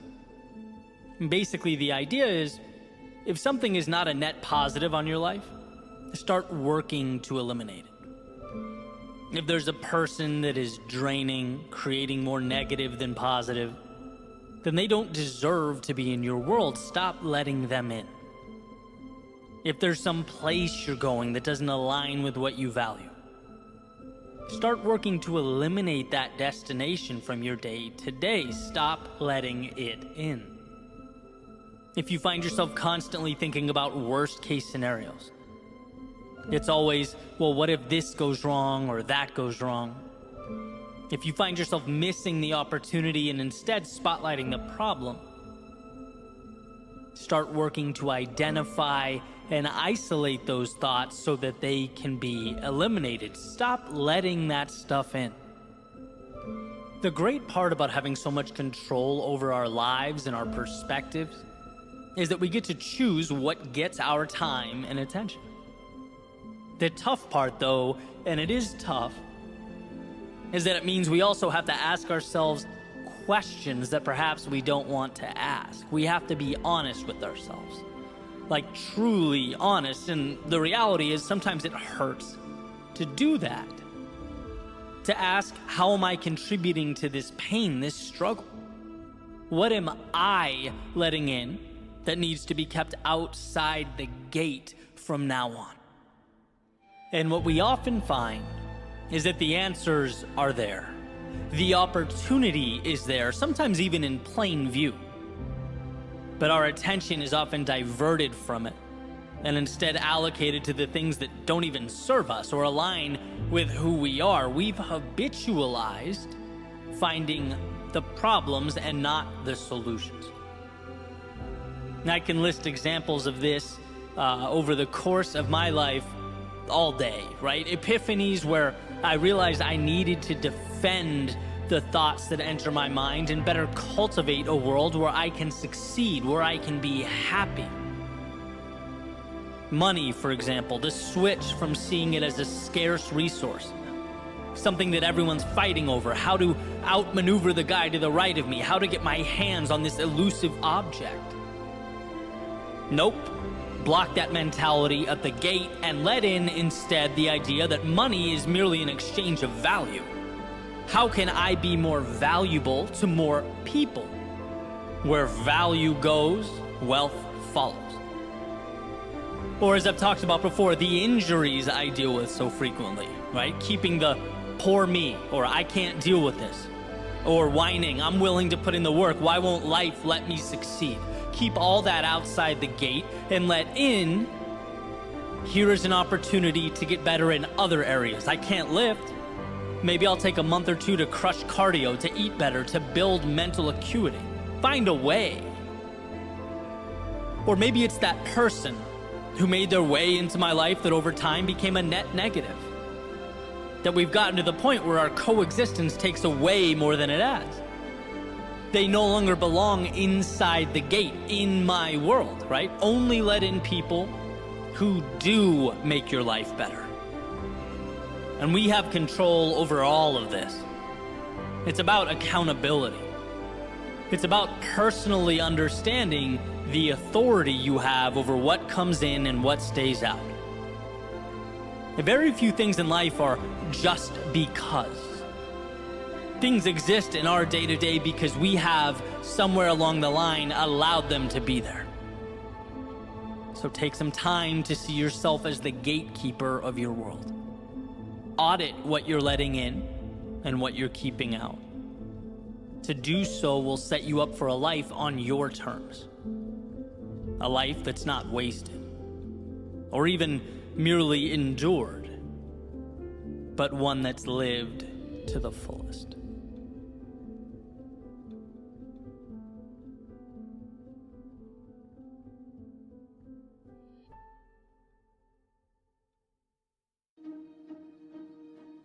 In John Maxwell's book, The 21 Irrefutable Laws of Leadership, he talks about momentum and how the saying, "If you can't take the heat, then get out of the kitchen," doesn't quite get it right. Advocating that it should instead be, "If you can't create the heat, then get out of the kitchen." And being that we are all leaders in our own lives, I think he hits on something that none of us should overlook. The power of momentum, of not waiting but creating. Reminding ourselves that we are not spectators, sitting in the stands and simply reacting to or complaining about the events taking place below. No, we have the ability to change the things we do not like and create the ones that don't yet exist when we know they should. Too much of the time we react to that metaphorical heat in the kitchen, as John alludes to, forgetting that we can dial it up or down. We're not only characters that have been created, we are ourselves creators. And I talk a lot about mental shifts that have changed my life, and there are plenty. But perhaps the most important was the realization that I can do something about the things I don't like. And I know that sounds simple, probably even obvious. But I look back at various stages of my life and am blown away by the amount of things I tolerated for years and years simply because I gave it no thought. There were so many questions that I never asked, so many opportunities I never explored. Until I realized, hey, you can stop accepting those things you don't want. It's amazing the power of a simple list that was created. 2 columns. Left side, all the things that bothered me, that I wasn't happy with, or that I knew should be there that had been lacking. And then on the right column, what I'm going to do about it. Every single item. Each one. What's the step I'm going to take? And I just poured my heart onto that paper, and it's like you look down and feel like you have finally moved into the driver's seat. There's something incredible about knowing that you have taken control, something satisfying knowing that you're not just accepting what falls out of the sky and lands in your hands. Right? Especially since we seem to have this proclivity to box ourselves in. Human beings are amazing in their ability to adapt. But the danger is when we adapt to and normalize a reality that falls short of what matters to us. The danger is in forgetting that nothing happens without momentum, and momentum is self-made. One of my favorite stories is about a man walking through the circus. And he sees these enormous elephants, each with one end of a rope tied around one of their legs, and the other end of that rope connected to a chair. The man, as he's walking by, he's curious, asks one of the trainers, "Hey, isn't that dangerous? Couldn't the elephant easily break free and get away if he wanted?" And the trainer says, "No. See, we started doing this when they were baby elephants. And when they were babies, they couldn't physically break free. they weren't strong enough. And so over the years, as they grew and became bigger, stronger, it never dawned on them that by simply pulling on that rope or walking away, they could break free. These chains might as well be invisible. And that's what they were, mental. The rope wasn't keeping the elephants to the chair. The elephants were keeping the elephants to the chair. And there's something there in that message for all of us. For some of us in this particular moment, maybe it's big picture. For others, maybe we're at a season of life where it's simply creating momentum in some type of smaller capacity. And I travel through these ups and downs personally all the time. I think that's a healthy thing. It's a sign that you're looking for that growth. You're checking the world around you for those imaginary ropes. Recently, I went through a period where I just felt too long had gone by without something significant happening. I needed to create momentum. And so I asked, well, who was I reaching out to? How was I pushing myself? What was I doing that scared me? What was I doing that was growing? How could I take things up a level? All these little levers of opportunity are all around us, but we have to know to look for them, to see them and pull. And it's truly an incredible thing. You do that, and you start to feel the movement underneath you, the momentum, the excitement, because you're trying new things, you're taking new risks, talking to new people. And that's how that snowball grows. We have to realize that we are mighty big elephants, perpetually tied to these comically small chairs. We have to create that heat in the kitchen because we're not only capable, we are ready. We are equipped to move forward. See, the moment is never going to be perfect. The momentum will never come to be on its own. Those things wait. They wait for you to stop watching life go by and click start on the stopwatch. Yeah, time has always ticked away, but it will never mean as much as it's about to now. Tick tock whispers the opportunity, signifying that in order to evolve, we must decide we are bold enough to go where we have not yet gone and strong enough to leave some things behind, to choose to accept some discomfort in its impermanence instead of a regret that is forever.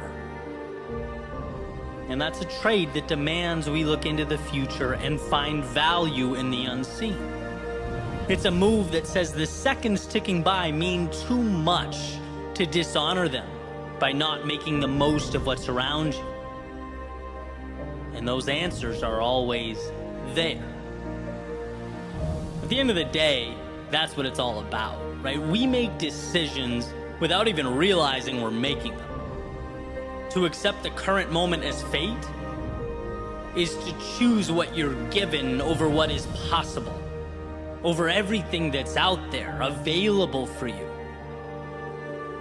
It's never too late to pull on that rope around your foot, to be who you, as the saying goes, might have been. Know that in your world, nothing consistently shows up or exists without your stamp of approval. That will always be true. Nothing carries on without you allowing it to do so, and that understanding will be the difference between the ground level and the exponential heights you are capable of reaching. The creation, the email, the phone call, the ride, the book, the period of time, the step out the door, any and all of life's seemingly unremarkable characteristics. Within them is your ticket to greatness. Just know that you have to be the one that winds the clock. You are the sun around which everything else revolves, the architect that makes something of value from them. There will always be momentum where you decide there should be momentum. So pick your head up, open the door, and step out into the world of potential that awaits.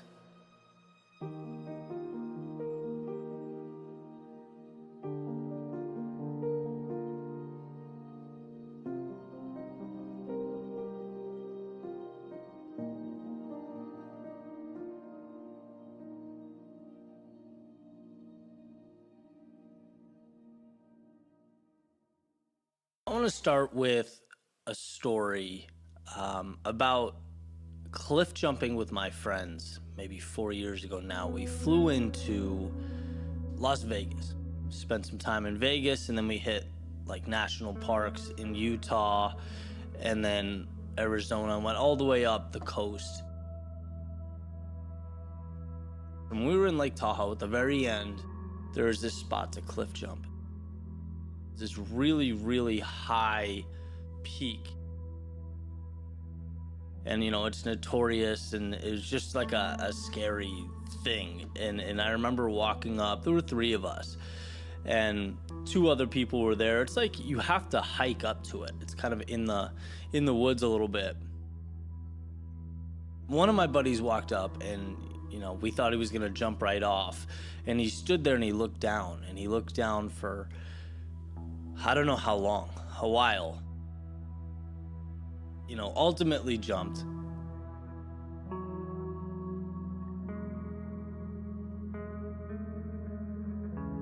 As far as I knew, I wasn't afraid of stuff like that, right? So I walk out and I look over the edge, and I could not bring myself to jump.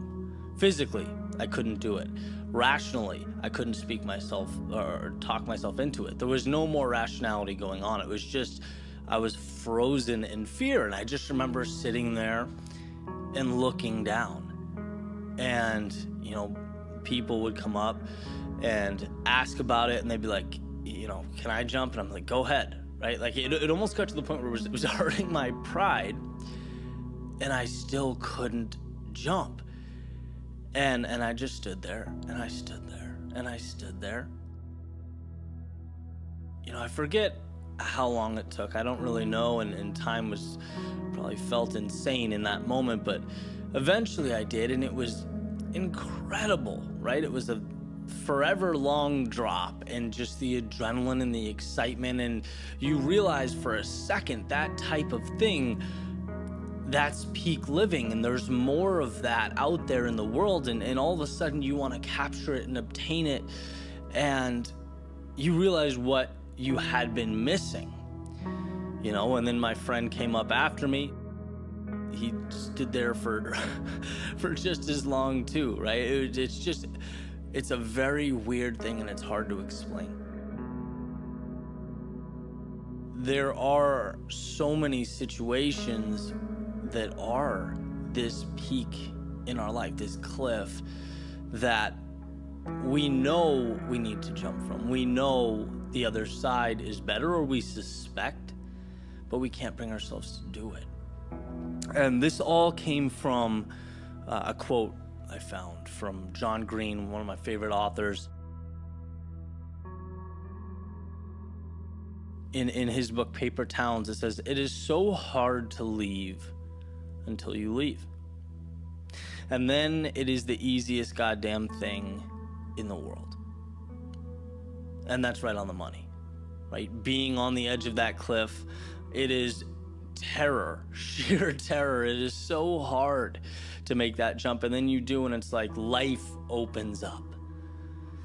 And it's the same thing in this case, right? It's so hard to leave until you do. It's terrifying to uproot, to change, to go somewhere you don't know. But once you do, life opens up.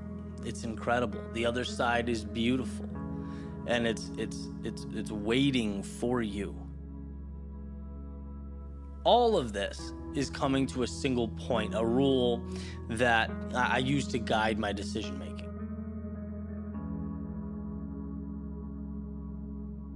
And the rule is simple. If you are not content where you are, that is your reason to jump. Because on that cliff, rationality dissolves. The future is unknown and it's scary. And how are you going to logically talk yourself into a scary unknown when you're at that point? You can't. It doesn't make sense. And I think that's why so many of us are scared to make that jump. And we ultimately turn back and we concede and go, okay, I'll just stick with what I have. This isn't great, but it is what it is. I can't bring myself to make that jump. Right? We're all there at some point. I've been there. I've been there with speaking. Big cliff for me when I first started. Ultimately jumped and put me on a trajectory that changed my life, right? Same thing with making videos, same thing with my first client. Like all these things, they're terrifying. And in the moment, you can't logically speak through them, so you just have to go. And it's like, well, how do you logically, you don't, you just go. Because if the present, here's the rule, if the present is not making you content, go, jump, right? Never forget that the path, the future is comprised of a trillion paths, and you can bend them and shape them and remake them. And sometimes it won't work. Sometimes it'll, blow up in your face. But again, you're still presented with an opportunity to adjust and remake and bend and reapproach and continue forward, right? The only way to lose is to stay on that cliff for the rest of your life. And so if you needed some type of rationality, if you needed some type of reason, I'm hoping that maybe I can give that to you today. If you are not content where you are, jump. Because somewhere along the way, you'll figure it out.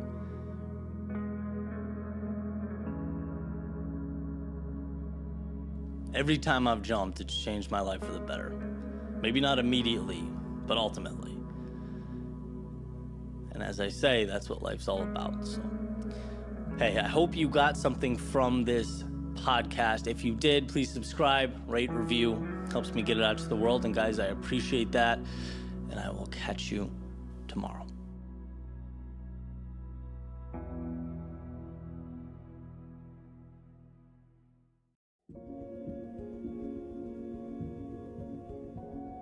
Yesterday I drove out a little bit into North Carolina, parked the car, found a path, and went on a long hike to take in some scenery, think about life holistically, kind of contemplate where I'd go from here and why it matters.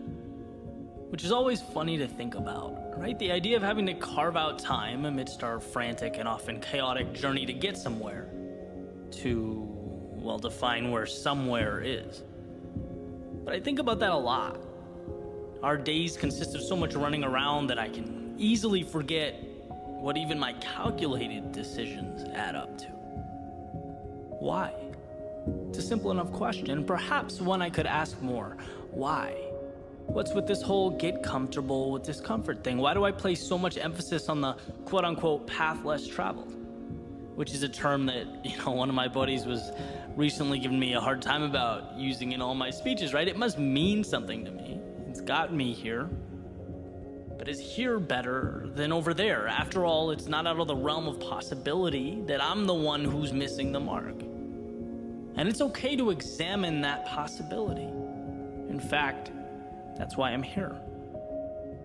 And I bounced this around in my head as I made my way up the trail, and noticed as I looked around, everything just felt perfect. Have you ever had one of those moments where it just seems surreal?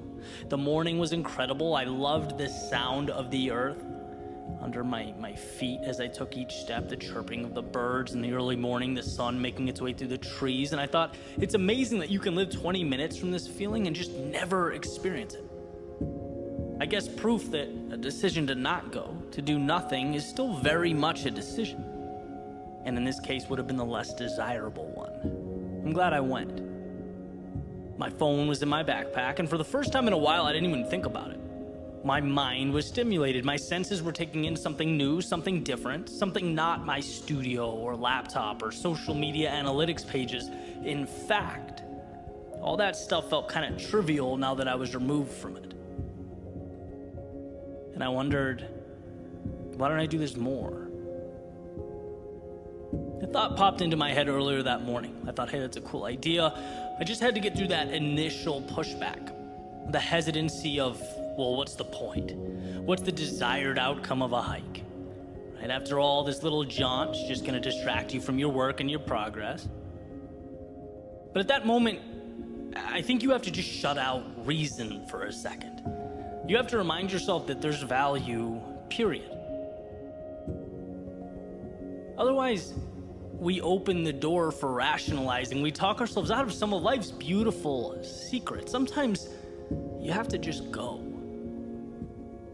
And as I made my way down this trail further and further, I started to feel better. I felt reassured. Like I had something that I otherwise wouldn't have had. Something that's my own. And maybe that is it. Maybe that alone is the reason for everything. To collect those incredible things, large and small, that we might not have had. After all, isn't life just an accumulation of memories, of experiences that are spread out like a choose-your-ending children's book? And with so much control over the outcome, I think that matter deserves my attention. In order to acquire the good stuff, whether it's in a different location or context or time in my life, I still learn again and again that to get that, we have to leave some things behind. And that's the essence of life. You usually get out what you put in. And I think about that a lot. I think about the forks in the road I've come across, those same ones, the life-altering decisions. I guess it's only human. Walking away from that promising career that I'd spent my whole life building towards. Every once in a while, sure, I miss the security. Leaving this city and the people that made my life what it was, it still haunts me from time to time, trading permanence and structure for the freedom to condense my life's work into a laptop and take it anywhere in the world. But empowerment can be lonely, right? And I guess I can't help that in the midst of those situations, the easy decision always feels like the wrong one. I've just been pulled by the upside. I gravitate towards this grandiose version of what life could be on the mark that I hope to make. And to me, the scariest thing has always been not having the courage to see more, to explore. The phrase, what if, has always been my adversary, the monster in the closet, and it's a costly one to slay. Right? But life is both suffering and infinite beauty. And it's like you have to choose where you're going to endure pain and why that matters so that you can climb the mountain that means everything to you, that makes life worth it. In other words, meaningful discomfort now or painful regret later. And I strongly believe that life is about pursuing something meaningful. And even the triviality of a hike wants to remind me of this truth. I could be at home playing guitar, watching Netflix, relaxing. I mean, that would have been easier. But there's only one way to catch that sunrise over the trees. And that way is not Netflix. All those beautiful views, they require an output of energy to reach them. They come with fear of something going wrong, and in doubt that perhaps the turn you made wasn't the best one, and that's okay. But I believe that happiness, to be truly fulfilled, requires trade-offs. And with each step, it becomes easier and easier to understand. For the gym rat, it's the discipline and the belief, knowing that muscles break down so that they can be built up. For the relationship to flourish, it's overcoming disagreements, accommodating the needs of that person that you love, so that they can be the last thing you see before you fall asleep. For the free spirit, it's walking away from what you know in pursuit of something that excites and invigorates, even if you're not entirely sure what it means. It's about enduring one so that you can collect the other. Now, what you choose to endure and what you choose to collect is up to you, but that's what makes life such a beautiful ride. A roller coaster taking you through lows to reach highs into darkness to see how life-changing the light is when it pushes its way through. Little decisions that become the collage that explodes off the paper when you step back and look. That's what you get back when you make a point to see more. That's why my love affair with the trivial and the mundane lights my path. It's not just a little thing. It's a microcosm of my everything. It's my saying yes to the opportunity that we work so hard to ignore in an effort to avoid inconvenience. But a life worth living is not always convenient. You could even argue at times it should be inconvenient, because the higher the climb, the more we give of ourselves, the more precious the world looks from the top down.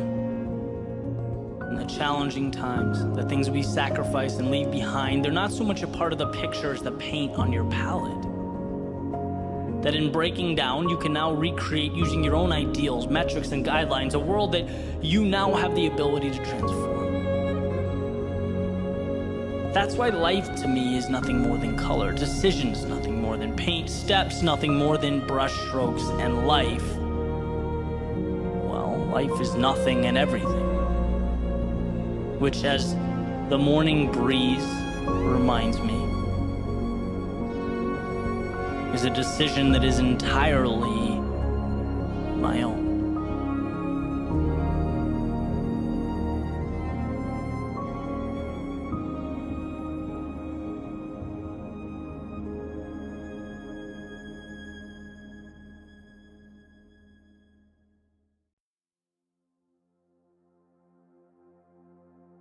The thing about storms is that they all have one thing in common: they pass. And once gone, they leave you as a person different than who you were before you stepped in. Before you found yourself consumed by its adverse conditions. They are disruptors, breaking down and shaking up, but not for the sake of chaos itself. No, storms break us down so that we can build again. So that we can find within ourselves the power and the strength that simply remain tucked away during those sunny days. And so walking up to this storm, what you'll immediately notice is a break from the normal, the everyday.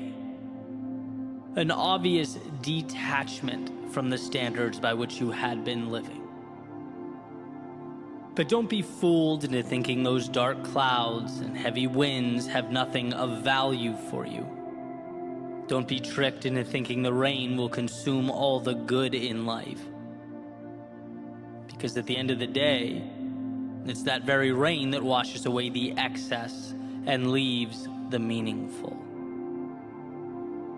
We don't grow despite the storms. We grow because of the storms. So compose yourself and embrace what's around you. Amidst the storm, you might realize that you don't want some of the things you thought you did. You might realize that life contains variables that make it incredibly unpredictable. And when old plans meet new variables, sometimes we learn that the path we were walking down requires adjustment. It needs change. Not because we were wrong, the dream was wrong, or the path was wrong, but because life is an experiment. Experiments are meant to test hypotheses and support exploration. Without the storm, sure, everything seemed fine. Everything was flawless, but in the thick of it, when the variables, the multiplicity of factors present themselves, it often paints a picture for us that we previously weren't able to see. That's okay. Ideal, even. It's life. So when amidst the storm, and presented this new information, this new portrait, pivot. Grow with your understanding and newly acquired knowledge. There's no point in remaining tied to the ideas, the people, and the places that once served you, but have since run their course. Right? Growth is perspective and awareness, and as the storm shakes your foundation, it also hands you a clarity that those blue skies simply could not. So adjust, adapt, and move further into the person you are destined to become. You can't learn that on a sunny day. No, that's what storms are for. And amidst the storm, you might find yourself scared, nervous, unsure. You might even look back and wonder what life would have been like had you not stepped in. Perhaps you're angry with yourself for not navigating around the inclement weather. Maybe you'll find yourself asking, how did I let myself end up in such a situation when there were visual indicators and weather forecasts? People warned me about moments like this, yet here I am. You might find that the drop in temperature is uncomfortable, the rain difficult, the wind annoying. But here's what they don't tell you. There's something innately powerful about proving to yourself that you can move forward despite those things.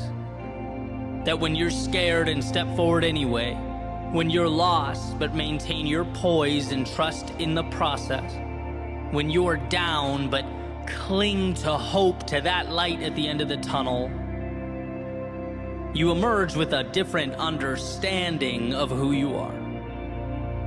You end up stronger because you've allowed yourself to become stronger. And you don't get that on the sunny days. No, that's what storms are for. And amidst the storm, you might feel like the sacrifice required in life is more than you want to endure. Maybe even more than you can endure. After all, it's during our trying times that we're forced to make some of our most difficult decisions. We might be forced to let go of some things that had been staples in our lives. That in order to say hello to some things, we must necessarily say goodbye to others. And this hurts. Especially while it's happening, it hurts. But what you're really doing is learning to identify what matters and mitigate the things that don't support that journey. Sometimes storms teach us that growth is not about acquisition and obtaining more. And they show us instead that we've been carrying too much. That we become accustomed to surrounding ourselves with things that no longer elevate or inspire or push us. And the best way to evolve is to move forward with less. So when you see parts of yourself fade away or dissolve, hold your head up. Because when you get to the other side, you just might see that cutting away those things was more liberating than anything you could find or pick up along the way. And we're not taught this lesson on those sunny days. No, that's what storms are for. And amidst the storm, it's quite possible that you'll feel lonely from time to time. Maybe misunderstood. Perhaps like the whole world has everything figured out. They're moving single file through the correct door while you wander around aimlessly. That's not true. No one has all the answers, and everyone has their storms. The question has always been, as far as I'm concerned, what will you make of yours? Because we're always presented with the decision to let our adversity define us or to find something of value in it. The opportunity hidden in plain view. You're never alone in your pain or your distress. Those things are an inevitability tied to the miracle that is life. But what you are is powerful. powerful enough to learn in your solitude and bring that understanding back out to the world. Powerful enough to let the lessons guide you to something beautiful. Powerful enough to find the meaning underneath the turbulence. We often confuse our times of greatest transformation with setbacks. We often forget that the darkness cannot withstand a single flicker of light, and we can be that light when we trust ourselves. It's a lesson that can't be taught on sunny days. No, that's what storms are for. And that storm, that very thing you want with all your heart to avoid, it's not antithetical to your happiness or your prosperity. No, ultimately, it's how you create those things. The trials and tribulations help us look at life from different angles. They remind us what we are capable of. Show us we can do so much more than we thought, that we have in many cases been accepting a reality that is not our own, that is just the beginning. And so whether you were on the outside looking in, or at this very moment in the heart of chaos, remember, this is making you who you need to be. And sure, it never feels good in the moment. It's never exciting when it's happening. But there will be a point when you look around and see a world unlike the one you stepped away from. One in which you are stronger, bolder, wiser. One in which you have greater clarity and understanding, a better sense of who should be with you and where you are going. It's not despite, but because of the storm that you'll rise from the ashes and from the quote-unquote misfortune to find yourself and your way.